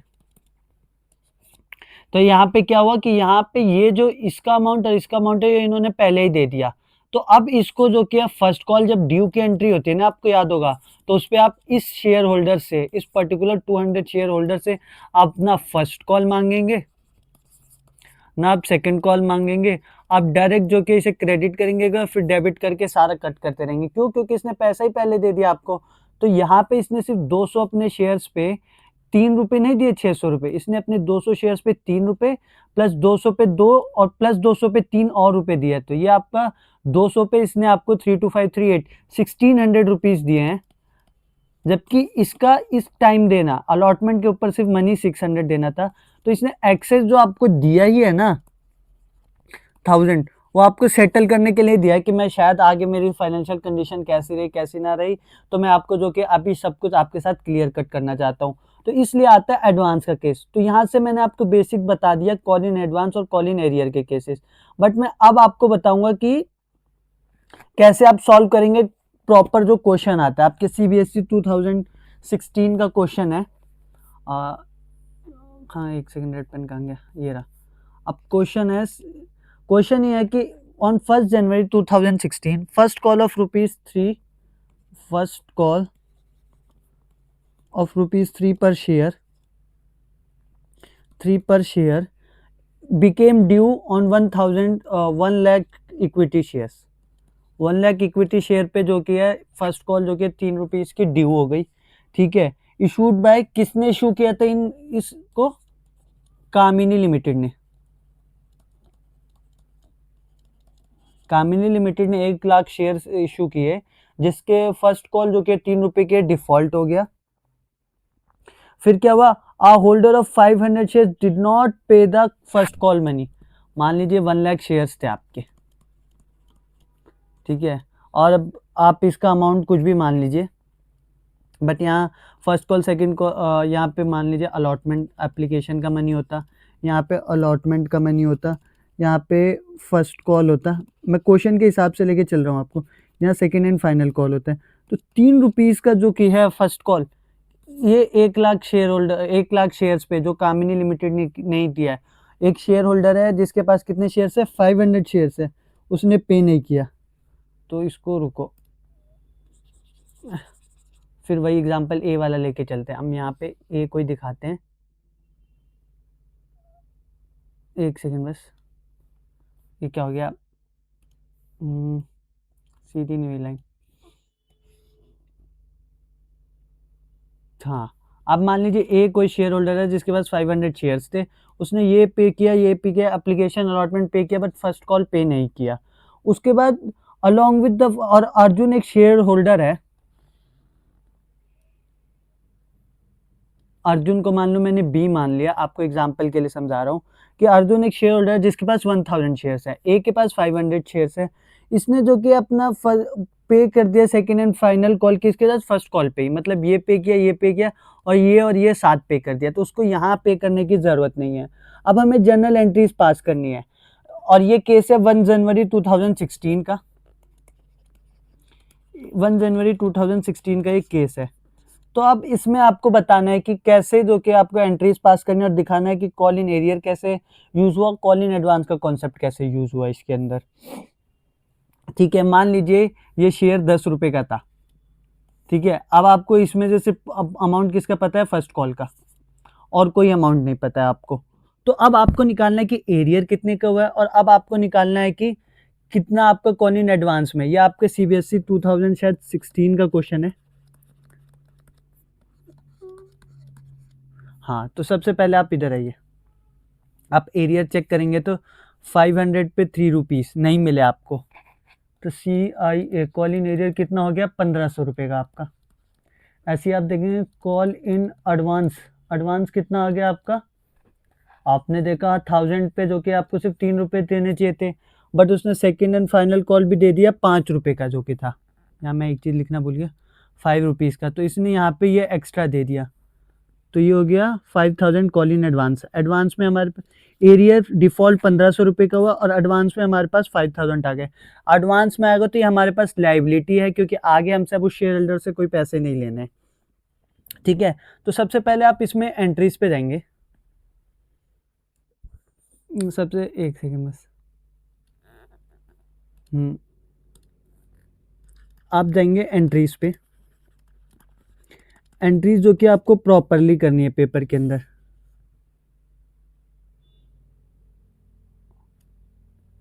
हाँ, एक सेकंड, थोड़ा सा गलत बन गई लाइन।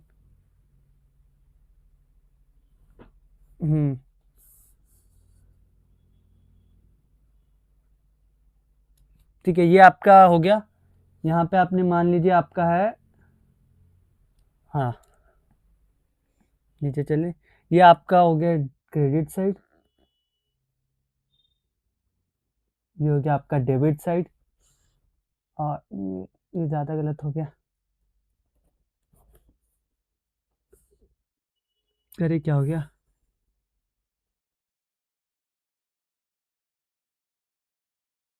हाँ इसको इरेज कर देता हूँ, ये दो गलत लाइन बन गई।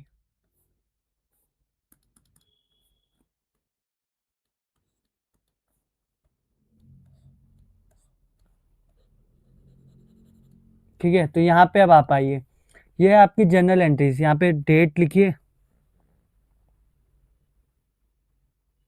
आजा भाई, क्या हो गया, ये थोड़ा हैंग कर रहा है यार, आजा भाई। अब हो गया ये। ठीक है, तो यहाँ पे अब हमें डालनी है डेट की कॉलम, तो ये हो गया आपका डेट, पर्टिकुलर, डेबिट, क्रेडिट। ठीक है, तो अब देखिए सबसे पहले आपका था 1 जनवरी 2016। सबसे पहले आप देखेंगे तो आपके बैंक अकाउंट में कितने पैसे आए, सबसे पहले आपको वही फाइंड करना है। ये क्वेश्चन आपका सीबीएसई बोर्ड का, इसलिए मैं प्रॉपरली लिख के दिखा रहा हूँ कि आपको पेपर में कैसे लिखना है। आप इधर देखेंगे तो बैंक अकाउंट में सबसे पहले तो आप ऊपर जाइए, सबसे पहले आप नोटिस करेंगे कि 1 लाख शेयर में से सिर्फ 500 ऐसे शेयर्स है जिसमें कुछ डिफॉल्ट हुआ है, मान लीजिए फर्स्ट कॉल और सेकंड कॉल नहीं मिला है, बट जो रिमेनिंग 99,500 शेयर्स है उस पर तो आपको सारा मनी मिला है। तो सबसे पहले आप यहाँ पे लिख दीजिए 99,500 इंटू 3, इसके ऊपर आपको सारा मनी मिला है। ठीक है, इसके बाद आपको जो कि है 1000 शेयर्स पे 5 रुपये एक्स्ट्रा भी मिल गए हैं। 5,000 रुपीज़ और एक्स्ट्रा भी मिल गए हैं, तो प्लस कीजिए 5,000,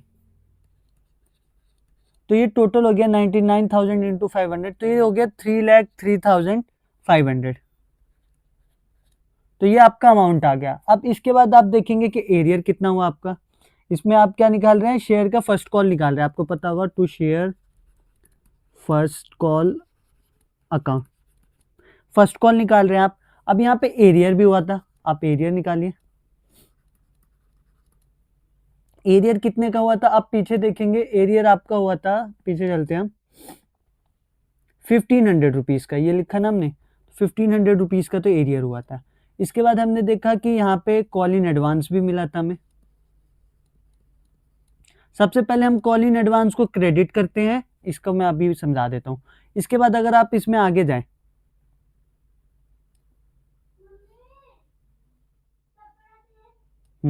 अब इसमें आप अगर आगे जाए तो कॉल इन एडवांस में आपको 5,000 रुपीज़ मिले, तो रिमेनिंग जो कि आपके शेयर फर्स्ट कॉल अकाउंट में जाएगा, जो कि होता है 3 लाख।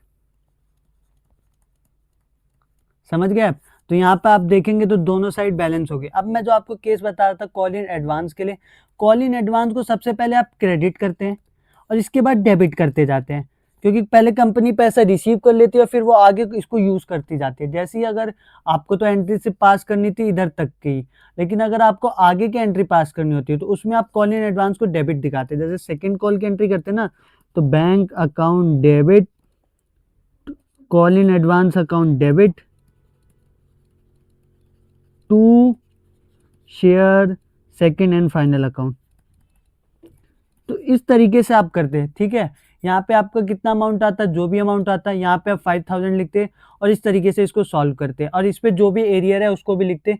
एरियर और कॉल इन एडवांस एक ही साथ यहाँ पे आ जाता है, क्यों, क्योंकि कॉल इन एडवांस तो आपको पहले ही मिल गया है, तो इसको भी आप डेबिट करेंगे और कॉल इन एरियर को भी आप डेबिट करेंगे।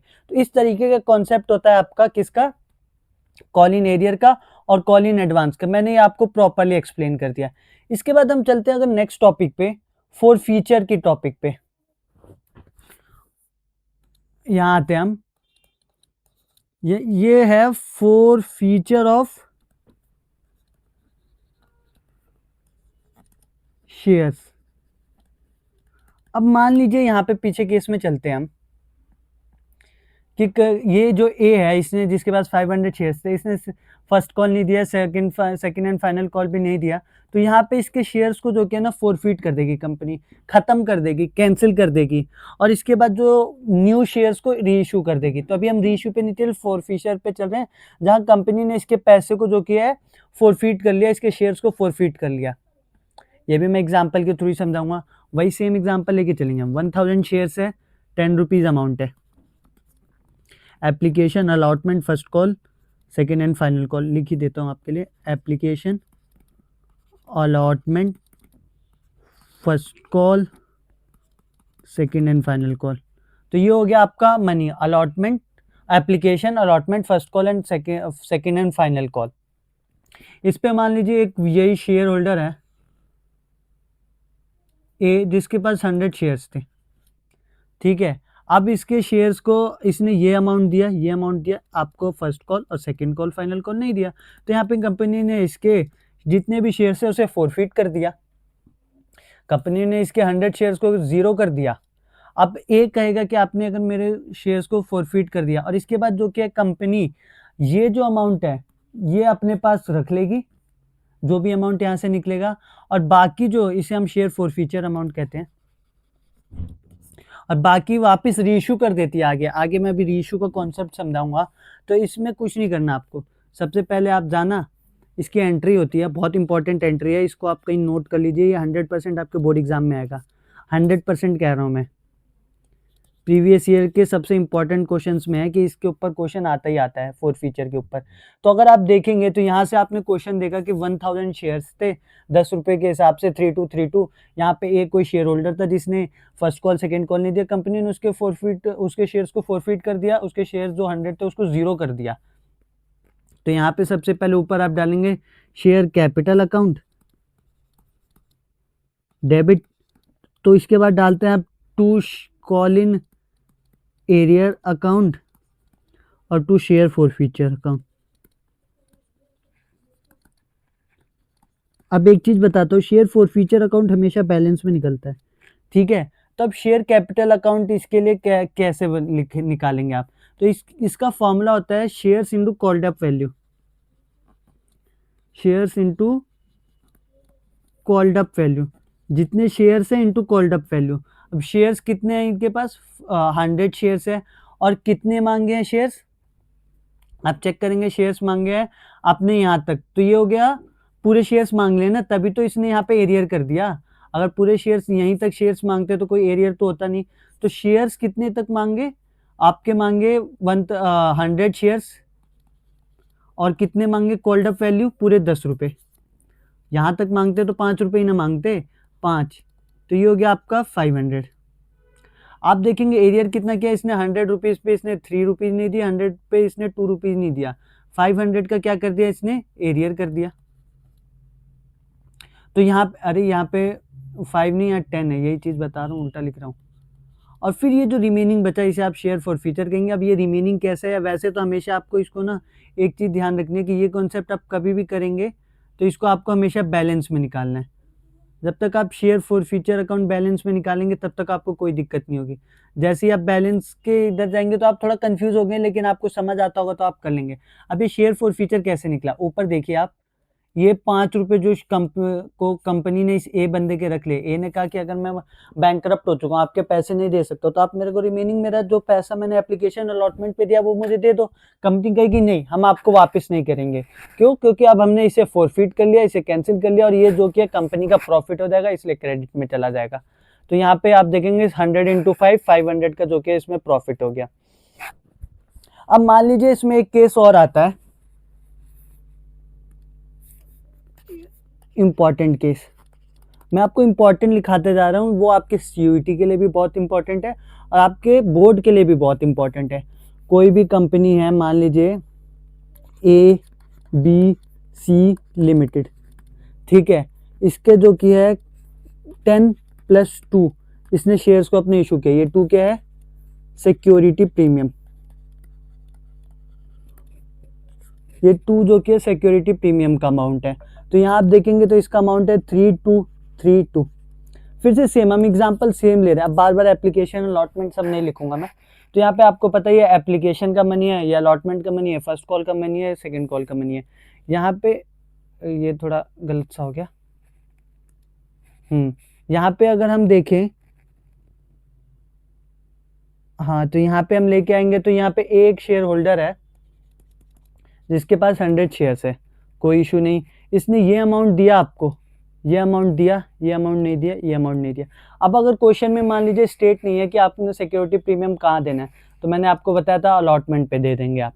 तो यहाँ तक आपको कोई भी कंफ्यूज होने की ज़रूरत नहीं है, यहाँ तक आपको कोई भी कंफ्यूज होने की ज़रूरत नहीं है कि अलॉटमेंट जो कि आप अलॉटमेंट में सिक्योरिटी प्रीमियम का अमाउंट दे देंगे आप। ए जो कि है, जिसने जो कि 100 शेयर्स को नहीं दिया, ए लिमिटेड ने शेयर्स इशू कितने किए थे अगर हम निकालें, तो ए ने शेयर्स इशू किए थे 1000।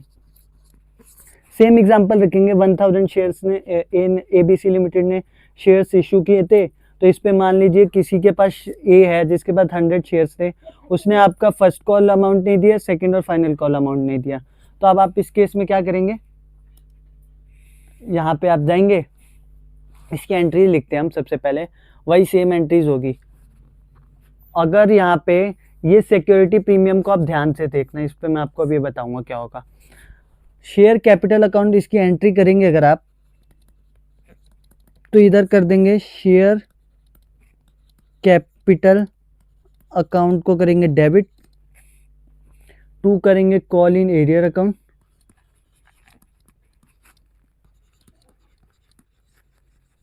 और 2 करेंगे आप शेयर फॉर फ्यूचर अकाउंट। यहाँ तक कोई दिक्कत नहीं होगी आपको, ये वही पुरानी फॉर फ्यूचर की एंट्री है।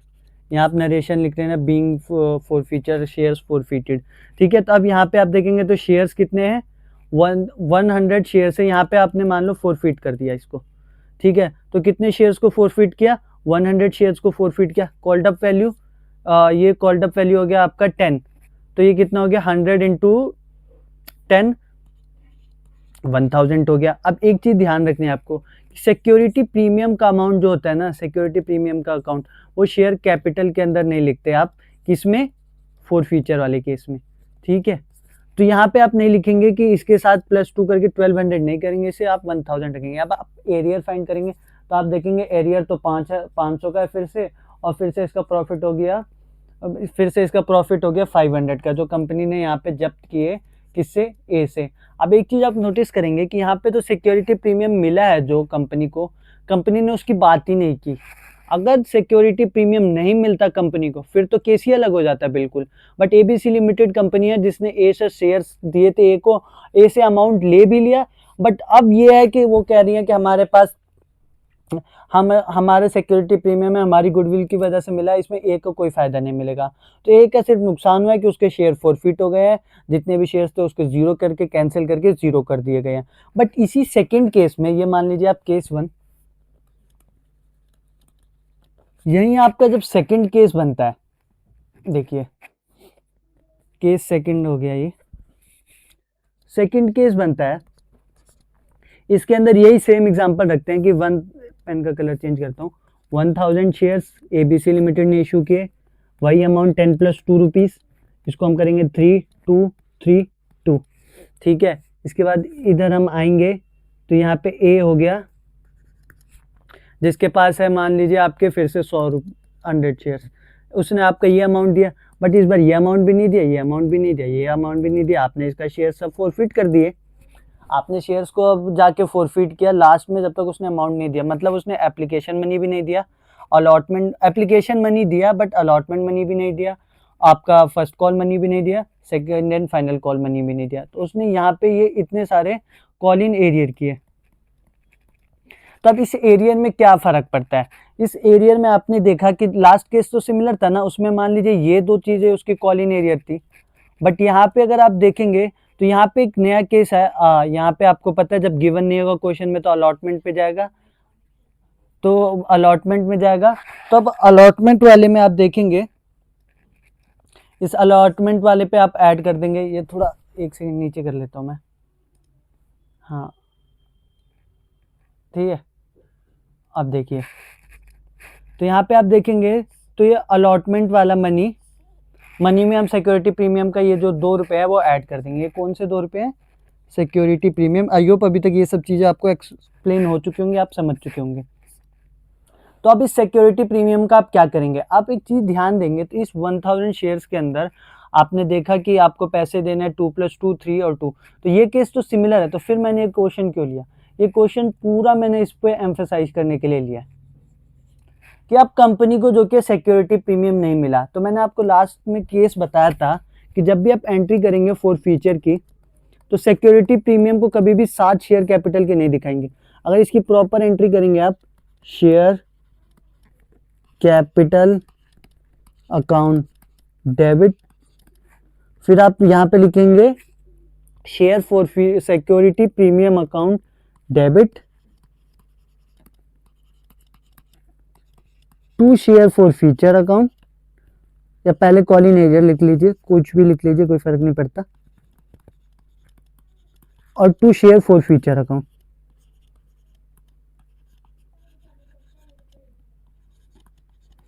शेयर फॉर फीचर अकाउंट ये आपका हमेशा बैलेंस में निकालना, मैं आपको बताता हुआ चल रहा हूँ बार बार, ठीक है। अब आप देखिए यहाँ पे आप कॉल्ड अप वैल्यू, पहले शेयर्स कितने आपने फॉरफिट किया 100, और कॉल्ड अप वैल्यू इनटू हो गया 10, आपने पूरे मनी मांगे तभी लास्ट में आपने फॉरफिट किया, तो ये हो गया 1000, कोई इशू नहीं। इसके बाद आप देखेंगे अब सिक्योरिटी प्रीमियम, अब कंपनी नहीं करेगी सिक्योरिटी प्रीमियम को इग्नोर। इससे पिछले केस में आपने देखा कंपनी ने सिक्योरिटी प्रीमियम की कोई बात ही नहीं की, वो हमारी गुडविल है, हमें नहीं मिला, हमें मिला वो हमारी रेपुटेशन की वजह से, आपका इसमें कोई रोल ही नहीं है। बट इस केस में जब कोई भी डिफ़ॉल्ट करता है शेयर होल्डर, कोई ए शेयर होल्डर है जिसके पास 100 शेयर्स है, तब नहीं कंपनी कहेगी कि हमें कोई बात नहीं है, तो गुडविल का हमारा मनी था, आप सिर्फ हमारा जो मेन अमाउंट है वो दे दीजिए, नहीं, वो आपसे 1-1 रुपया लेगी। तो यहाँ पे आप वो सिक्योरिटी प्रीमियम का 100 × 2 करके 200 रुपीज़ लेगी आपसे। तो अब एरियर आप चेक करेंगे तो कितने का हो गया एरियर आप चेक करेंगे तो 3 × 2 आपका हो गया 5, 5 4 9, 900 का एरियर हो गया आपका, 300 जो कि बैलेंस आ गया आपका। टोटल 1200 डेबिट क्रेडिट में हो गया। नीचे आप एंट्री लिख देना, बीइंग फॉरफिटेड वगैरह जो भी होगी इसके नरेशन, ठीक है। इसके बाद आपने देखा कि यहाँ से आपने सब कुछ सॉल्व कर लिया। यहाँ पे आपने देखा कि अगर कंपनी के पास शेयर्स होंगे तो शेयर्स के लिए शेयर्स पे सिक्योरिटी प्रीमियम मिलता है तो वो कोई बात नहीं करेगी, सिक्योरिटी प्रीमियम कहेगी हमारा गुडविल है, हमने रेपुटेशन क्रिएट किया, वो तो हमें मिलना था। बट अगर नहीं मिलेगी तब भी वो शेयर होल्डर को कंसेशन नहीं देगी, वो कहेगी आपको ये अमाउंट भी देना पड़ेगा, आपके एरिया में 900 रुपीज ऐड होंगे, ठीक है। इसके बाद यही अमाउंट जो कि है, और जो यहाँ पे 300 रुपीज दिए भी हैं ए ने, वो डिफॉल्ट क्या वो भी वापस नहीं करेगी कंपनी। इसे शेयर फॉर फीचर अकाउंट में 100 इंटू 3 300 आपका देखिए शेयर फॉर फीचर में आ गया है। तो इस तरीके से क्वेश्चन जो कि कंपनी करती है। अब इसके लिए आगे कॉन्सेप्ट आता है कि कंपनी ने यहाँ से जो भी निकाला अब इसको वापस रिकवर कैसे करेगी, रिकवर कैसे करेगी। तो इसके लिए कॉन्सेप्ट आता है री इशू ऑफ शेयर्स। तो री इशू ऑफ शेयर्स में क्या होता है, जितने भी शेयर्स फॉरफिट किए ना उसे री इशू कर दिया। अब करते हैं फटाफट। तो यहाँ पे कंपनी के कितने 3 केसेस होते हैं। सबसे पहले या तो वो नॉर्मल अपने जिस रेट से करती है इशू उस रेट से कर दिए, 10 रुपये का शेयर 10 रुपये में ही कर दिया। तो इसके लिए एंट्री होती है bank account debit to share capital account. But अगर कंपनी ने ये अमाउंट को प्रीमियम पे इशू कर दिया, 10 वाला शेयर 12 रुपये का कर दिया, तो इसमें होगा bank account debit to security premium account और टू शेयर कैपिटल। यहाँ पे हम सिक्योरिटी प्रीमियम रिजर्व अकाउंट होता है, आर भी लिख देता हूँ, वैसे तो आपको पता होगा यहाँ तक। तो यहाँ पे इस तरीके से कंपनी जो कि है शेयर्स को किस पे प्रीमियम पे इशू करती है। इसके बाद लास्ट केस बनता है आपका जब कंपनी डिस्काउंट पे इशू करती है। डिस्काउंट इतना ही करेगा जितना उसको मैक्सिमम शेयर फॉर फीचर से फायदा हुआ है। कंपनी अपना फायदा कभी अपना नुकसान कभी भी नहीं करती है, जितना भी उसको फायदा हुआ है वो उतना ही सिर्फ उसको जो कि है फायदा देगी सामने दूसरी कंपनीज को। अब इस केस में है कि bank account debit share for feature account. अब इसमें मैं डेबिट, ये तो आपको पता होगा, टू शेयर कैपिटल, और थोड़ा उधर ले चलते हैं, टू शेयर कैपिटल। तो ये केस है। अब इस केस में मैं एक चीज़ जो आपको एक्सप्लेन करना चाहता हूँ वो ये है कि ये जो आपने केस बनाया ये इंपॉर्टेंट केस है। पहले तो इससे पहले आपने इशू ऑफ शेयर देखा कि सिर्फ 2 तरीके से हो सकता है, कभी भी डिस्काउंट पे इशू नहीं हो सकता, बट री इशू ऑफ शेयर डिस्काउंट पे हो सकता है। बट यहाँ पे ये जो डिस्काउंट दे रहे हैं ना शेयर फॉर फीचर का, ये उतना ही देंगे जितना उन्होंने शेयर होल्डर से आपने वापस नहीं किया।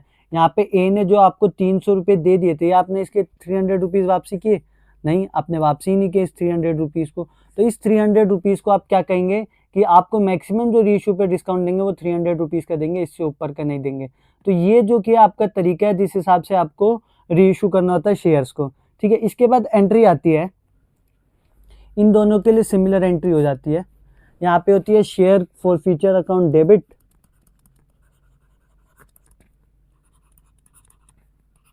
तो जितना भी अमाउंट है वो कैपिटल रिजर्व में आप ट्रांसफर कर देते हैं, ठीक है। जो भी आपका अमाउंट हो आप लिख देंगे being amount transfer to capital reserve account. But इसके बाद जो ये वाला है इसमें आप डायरेक्ट नहीं लिखेंगे, इसमें आपको लिखना होता है share forfeiture debit to capital reserve. But इस कैपिटल में आप जो कि है वो मनी डिडक्ट कर लेते हैं जो आपने शेयर फॉर फ्यूचर में यहाँ पे डिस्काउंट दे दिया है, इसलिए इस वाली एंट्री को मैंने अलग लिखा है, जिसको आप ध्यान से लिखें, इंपॉर्टेंट एंट्री। इसके ऊपर क्वेश्चन आता है, इन तीनों में सबसे इंपॉर्टेंट यही है।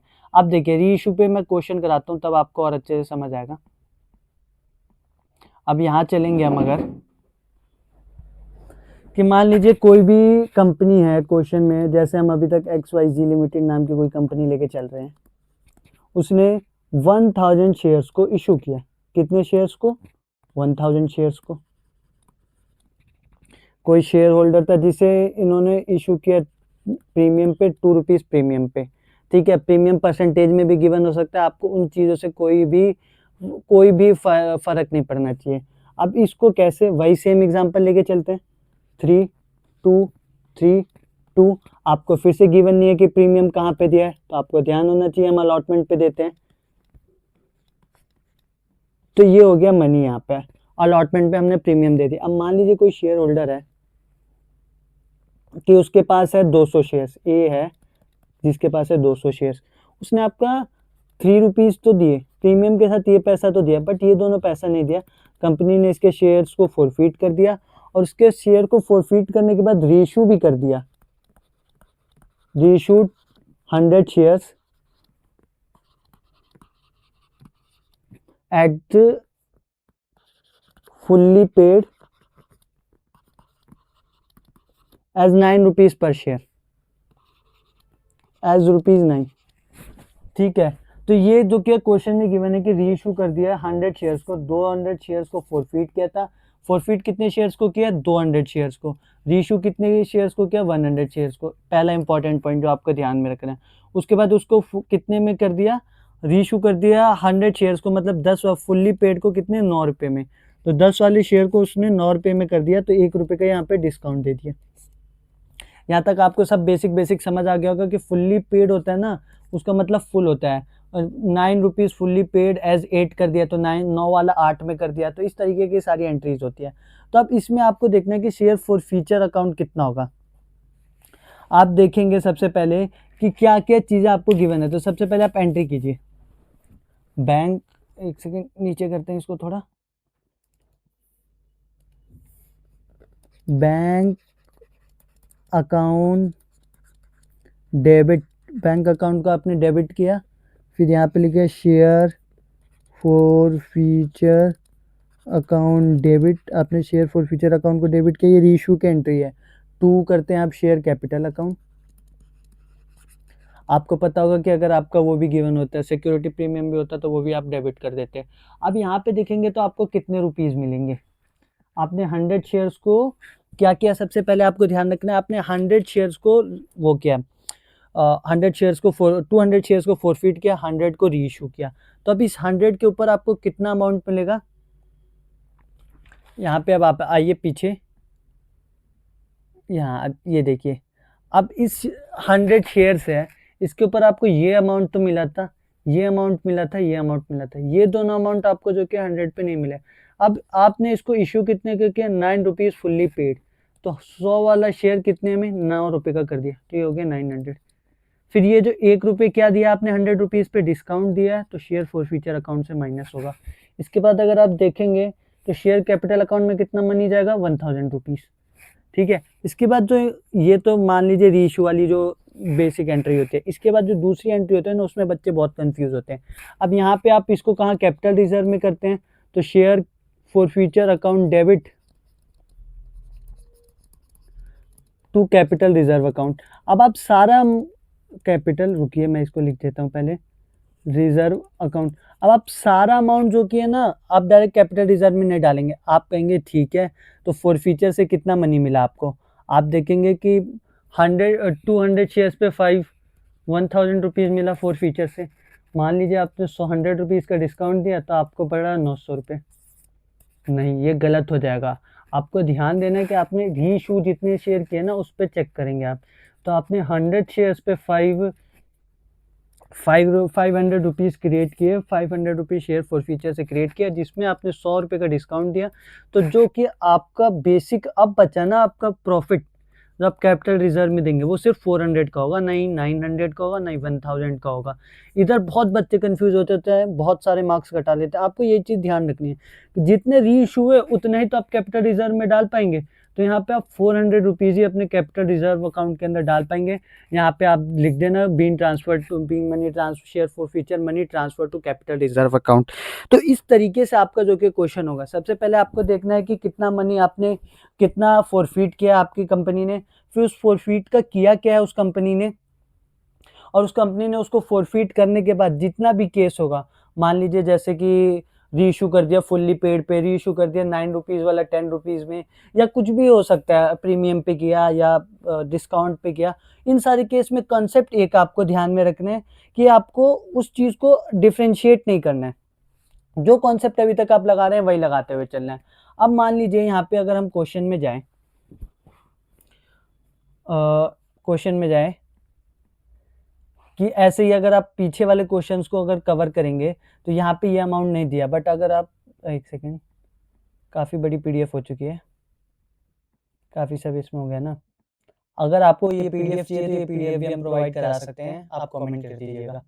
यहाँ फॉरफीचर वाले केस में आपने देखा कि यहाँ पे इन शेयर्स को फॉरफीट किया ना, तो अब यहाँ पे 100 शेयर्स है, तो कंपनी हमेशा 100 शेयर्स ही नहीं इशू करती है। तो बहुत सारे बच्चे 100 से सॉल्व करते हैं कि 100 इंटू 5 रुपीज़ का जो कि फॉरफीचर अमाउंट मिला, हमने 50 रुपीज़ का डिस्काउंट दिया, 450 किया, गलत हो जाता है उनका। बेसिक चीज़ होती है कि आपको 100 रुपीज़ पहले क्वेश्चन को सही से पढ़ना है आपको। 100 वाला शेयर कितने शेयर्स को रीइश्यू किया? क्या 3/4 शेयर को रीइश्यू किया? क्या आपने 25 शेयर्स को रीइश्यू किया हो? उसके ऊपर फिर आपको प्रॉफिट जो कि 3/4 करके देके आपने कैपिटल रिजर्व में डालना पड़ेगा। तो पहले आप जो प्रॉफिट है उसको भी 3/4 करेंगे, उसके बाद जो फेयर शेयर फॉरफीचर पे डिस्काउंट दिया होगा उसको भी आप करेंगे, उसके बाद लास्ट में आप कैपिटल रिजर्व के अंदर अमाउंट अपना ट्रांसफर करेंगे। तो इस तरीके से आपको क्वेश्चंस को करना होता है। सबसे पहले आपने फॉरफीचर देखना होता है कैसे किया, आपने देखना होता है रीइश्यू कैसे किया, डिस्काउंट पे किया, प्रीमियम पे किया या वही नॉर्मल कर दिया। तो ये सारे जो किया मिनिमम चीज़ें होती है जो आपके आती है क्वेश्चन में। तो इसके ऊपर फॉरफीचर और रीइश्यू के ऊपर क्वेश्चन 100% आएगा। जो सबसे इंपॉर्टेंट केस था जिसमें कभी हाफ पे हो सकता है, कभी 3/4 पे आ सकता है, वो सारा समझा दिया मैंने आपको। इसके बाद एक छोटा सा कॉन्सेप्ट आपका और रहता है, हाँ इसको भी कंप्लीट ही कर देते हैं ना। एक चीज़ क्या फायदा छोड़िए, लास्ट टॉपिक है ये, issue of shares, issue of shares, consideration other than cash, consideration other than cash. ये भी इम्पोर्टेंट बहुत ही है क्योंकि इसके ऊपर क्वेश्चन आ जाता है, बेसिक सा होता है बट बच्चे ने पढ़ा नहीं होता है ना, तो इसके ऊपर आ जाता है। आप इसको मेरी वीडियो से अभी समझ लेंगे ना तो भी आपका इसमें नंबर नहीं कटने दूंगा मैं। अब देखिए आपका होता है इसके लिए ना कभी कभी दो केसेस बनते हैं कि ऑन परचेज ऑफ एसेट, अगर आपने कोई एसेट परचेज किया, और ऑन परचेज ऑफ बिजनेस, आपने डायरेक्ट बिजनेस ही परचेज कर लिया।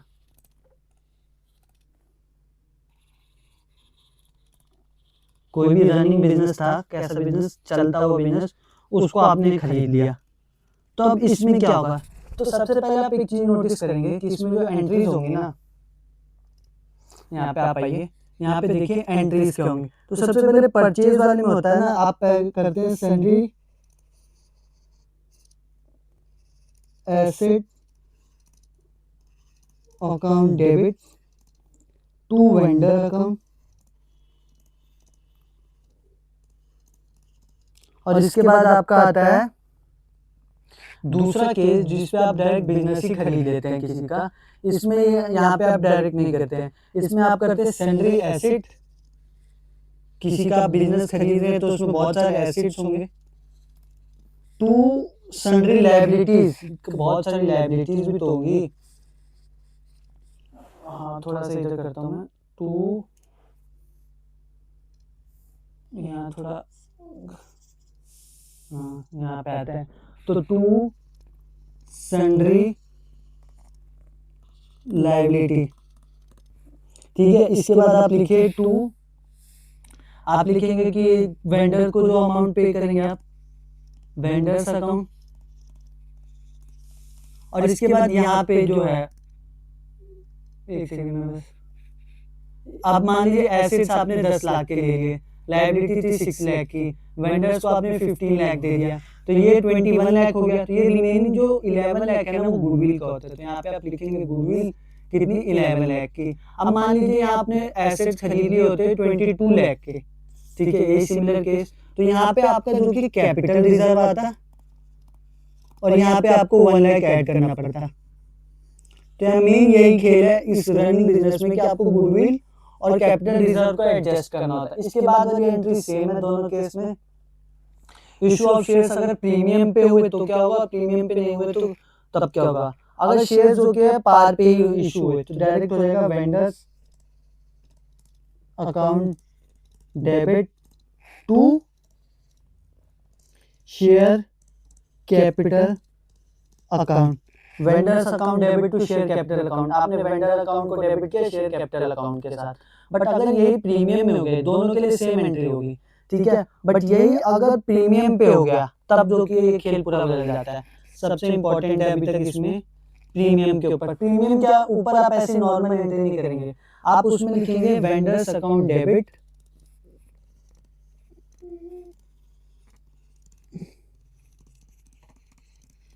To share capital account to security premium account.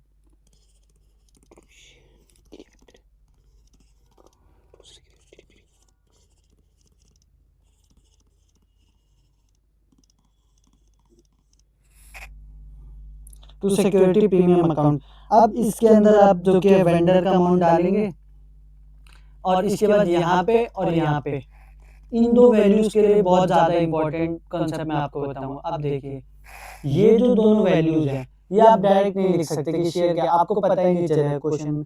तो आपको इसके लिए नंबर ऑफ शेयर्स हमेशा निकालने पड़ेंगे जब भी आप business consideration other than cash वाला कॉन्सेप्ट कर रहे होंगे। इसमें एक चीज याद रखनी है आपको कि आपको हमेशा फाइंड करना पड़ेगा नंबर ऑफ शेयर्स को। तो इस केस में आप नंबर ऑफ शेयर्स को फाइंड करेंगे और उस नंबर ऑफ शेयर्स को आप करेंगे जितना भी परचेज किया है सामान, परचेज कंसिडरेशन है जो आपका, अपॉन में आप लिखेंगे जितने का वो शेयर है, issue price of share, share price direct लिख सकते हैं आप, ये लिखेंगे आप। तो यहां से आएगा नंबर ऑफ शेयर्स, उसी शेयर्स को आप इसके साथ शेयर कैपिटल के साथ मल्टीप्लाई करेंगे और सिक्योरिटी प्रीमियम के साथ मल्टीप्लाई करेंगे। अभी मान लीजिए कॉन्सेप्ट के थ्रू अगर मैं आपको समझाऊं तो अगर मान लीजिए कोई एसेट खरीदा किसी कंपनी ने, एग्जांपल के थ्रू बता देता हूँ और समझ आएगा। एसेट्स खरीदे कंपनी ने, एसेट्स अकाउंट डेबिट कितने, मान लीजिए 10 लाख का, ठीक है। अब इस एसेट्स में क्या क्या आप लिख सकते हैं, लैंड, बिल्डिंग, मशीनरी और जितने भी बाकी एसेट्स होते हैं। तो 10 लाख के टोटल एसेट्स है। मैंने सबको वन बाय वन करने की जगह एग्जांपल के लिए जल्दी बता दिया आपको। इसके बाद आप देंगे टू वेंडर, जो भी वेंडर मान लीजिए आपने किसी कामिनी लिमिटेड से लिया,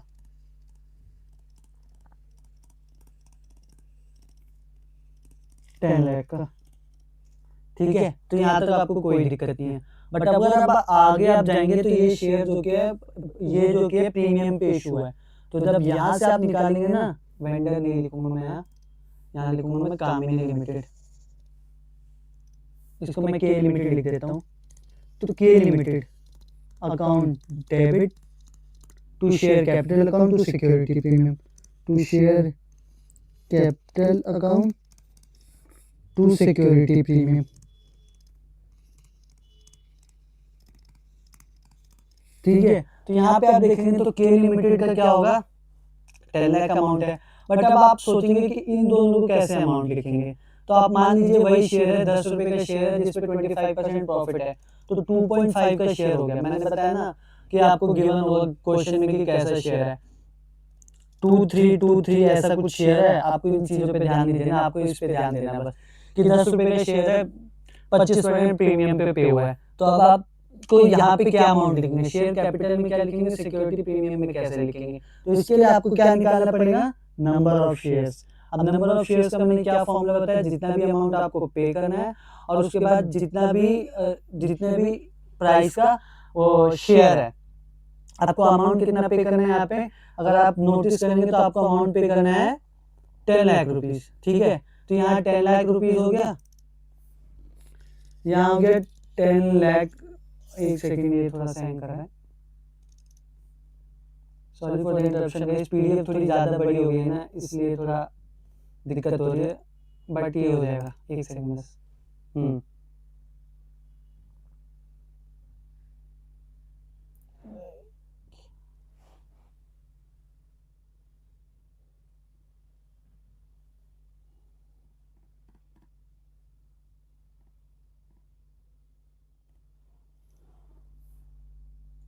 तो इधर से आप नंबर ऑफ शेयर्स निकालिए।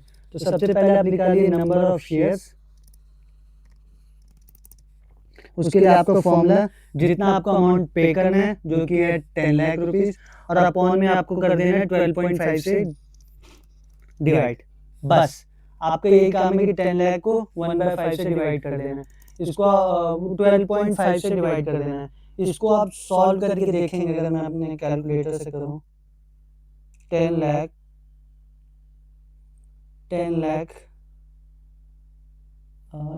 10 टू, ठीक है, डिवाइड में 125, हाँ, तो ये आ गया 80,000 शेयर्स को आपको सॉल्व करना है। इधर इंटू 10 करेंगे आप, इधर इंटू 2.5 करेंगे, तो ये हो जाएगा आपका 8 लाख रुपीस, और यहाँ पे आपका रिमेनिंग हो जाएगा 2 लाख रुपीस। तो इस तरीके से जो कि जितने भी क्वेश्चंस होंगे आपके, रनिंग बिजनेस खरीद लिया आपने ऐसे ही, अब मान लीजिए यही सेम केस आप रनिंग बिजनेस के ले लेंगे, 10 लाख के एसेट्स लिए आपने और लायबिलिटीज ले लिए यहाँ पे, और यहाँ पे 6 लाख पेमेंट की, 3 लाख की लायबिलिटीज ले ली, तो वो जो 1 लाख एक्स्ट्रा वो कैपिटल रिजर्व में आप ऐड कर देंगे। ऐसे आप पीछे देखेंगे कैपिटल, अगर एसेट्स आपके कम के हो गए, आपके कंसिडरेशन अमाउंट ज़्यादा हो गया, शेयर अमाउंट ज़्यादा हो गया, तो आपको गुडविल के अंदर ऐड कर देंगे। तो यही 2-4 चीज़ें जिसके ऊपर ये पूरे कॉन्सेप्ट चल रहे हैं, इसमें आपको कुछ भी परेशान नहीं होना है, नॉर्मल सी चीज़ें आपको इसको सॉल्व कर लेना है। अब ये चीज़ है कि आपको सबसे पहले अपना वो पेपर के अंदर माइंड फ्रेश रखना है कि किस वक्त क्या चीज़ यूज़ होगी। अब इसमें देखेंगे आप कि जब भी आपको दिखेगा share capital, share premium, share capital, share premium दिखेगा किसके साथ, शेयर कैपिटल के साथ, तो हमेशा आप वही चीज़ करेंगे, नंबर ऑफ शेयर्स को फाइंड करेंगे और सॉल्व करेंगे। ऐसे आपको जितने भी केस में बाकी चीज़ें भी दिखेंगी कि अगर वो रनिंग बिजनेस ही खरीदा है, जैसे यहीं पे आपको एग्जांपल के थ्रू बता देता हूँ, एसेट्स मान लो खरीद लिए, एसेट्स में मान लीजिए क्या क्या लैंड है, बिल्डिंग है, मशीनरी है, प्लांट है, ये सब खरीद लिए 12 लाख के, ठीक है। अमाउंट वेंडर को कितना दिया, मान लीजिए 8 लाख रुपीस दिया। लायबिलिटीज कितने की ली, मान लीजिए 6 लाख की ले ली। तो अब आप बताइए इसमें क्या, तो इधर 14 हो गया, तो इधर 2 कम हो गया, तो यहाँ पे आप गुडविल अकाउंट डाल देंगे। वो 2 लाख जो एक्स्ट्रा लिया है कंपनी ने, आपकी कंपनी की जो कि वैल्यू जो की थी 12 लाख की थी, बट आपने उससे 14 लाख किस लिए, 2 लाख आपकी रेपुटेशन गुडविल का था। यही सेम केस अगर यहाँ पे 2 कर दे, तो 10 लाख का बिजनेस था, 12 लाख में लिया, तो ये किस लिए, कैपिटल रिजर्व अमाउंट के लिए। तो इसी तरीके से क्वेश्चंस आगे पीछे होते रहते हैं। इसमें एक दो छोटे छोटे कॉन्सेप्ट और है जो मोस्टली लोग इग्नोर करा देते हैं, बट मैं इग्नोर नहीं कराऊंगा, मैं आपको वो भी लिखवाना चाहता हूँ।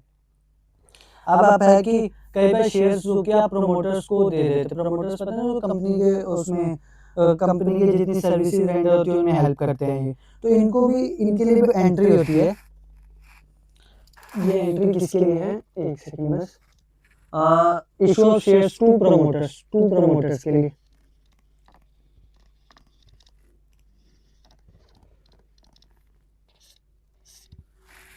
ठीक है, इसमें होगा इनकॉर्पोरेशन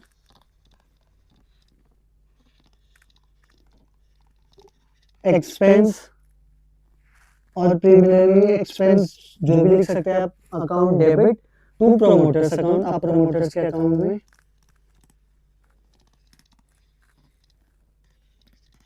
जो भी अमाउंट होगा क्वेश्चन में गिवन होगा वो दे देंगे, और यहाँ पे लिख देंगे अमाउंट ड्यू की एंट्री।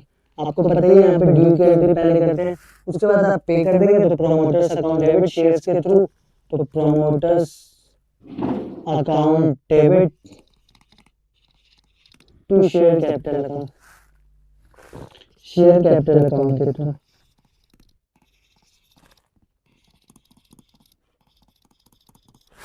तो इस तरीके से आप प्रमोटर्स को पैसा दे देंगे, जितना भी इशू करेंगे आप, इशू ऑफ शेयर्स, मान लीजिए 10,000 शेयर्स को इशू करेंगे 10 रुपए के हिसाब से, तो 1 लाख रुपए जो कि आप शेयर्स किसके थ्रू दे देंगे, आप और शेयर्स के थ्रू दे देंगे। इसके बाद आप प्रमोटर्स के बाद कई बार अंडर राइटर्स को भी आप इशू शेयर इशू करते हैं। अंडर राइटर्स आपको पता है जो कॉन्ट्रैक्ट करते हैं पर्सन के बिहाफ में, ठीक है, जो कमीशन वगैरह के लिए एग्री कराते हैं। इसके बाद हम आगे चलते हैं, तो यहाँ आया 2 under writers.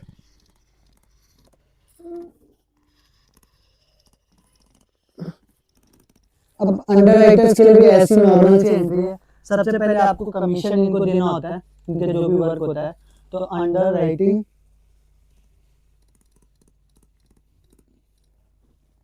Commission account debit,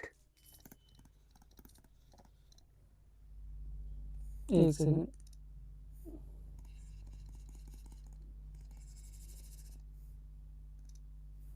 commission account debit to underwriters account,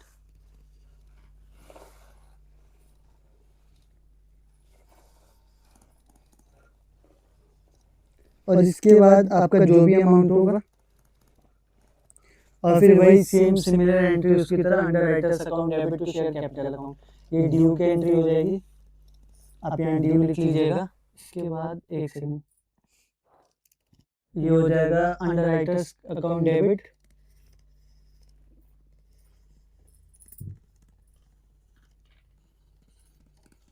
to share capital account. अब जितने भी इशूज शेयर आपने इशू किए, जितने भी अमाउंट के लिए, मान लीजिए फिर से वही 10 के शेयर्स इशू किए 10 रुपये के एक हिसाब से, तो ये 1 लाख जो कि आपका अमाउंट हो जाएगा। तो इस तरीके से आप प्रमोटर्स को भी इशू शेयर्स को इशू करते हैं उनके काम के ऊपर। इसी तरीके से आप अंडर राइटर्स को भी उनके काम के ऊपर आप जो कि है शेयर्स इशू करते हैं। तो ये था इशू ऑफ शेयर्स जो कि हमने प्रॉपर्ली कवर कर लिया है वन शॉट के अंदर, जिसके अंदर मैंने आपको सारे कॉन्सेप्ट समझा दिए, सारे क्वेश्चन समझा दिए हैं। इसको अगर आप सही से कर लेते हैं तो आपको कोई भी दिक्कत नहीं आएगी, मैं गारंटी करता हूँ आपके शेयर चैप्टर के अंदर। तो आई होप आपको वीडियो पसंद आई होगी। वीडियो पसंद आई है तो लाइक कीजिए, कमेंट कीजिए और अपने फ्रेंड्स के साथ शेयर कीजिए। Thank you everyone.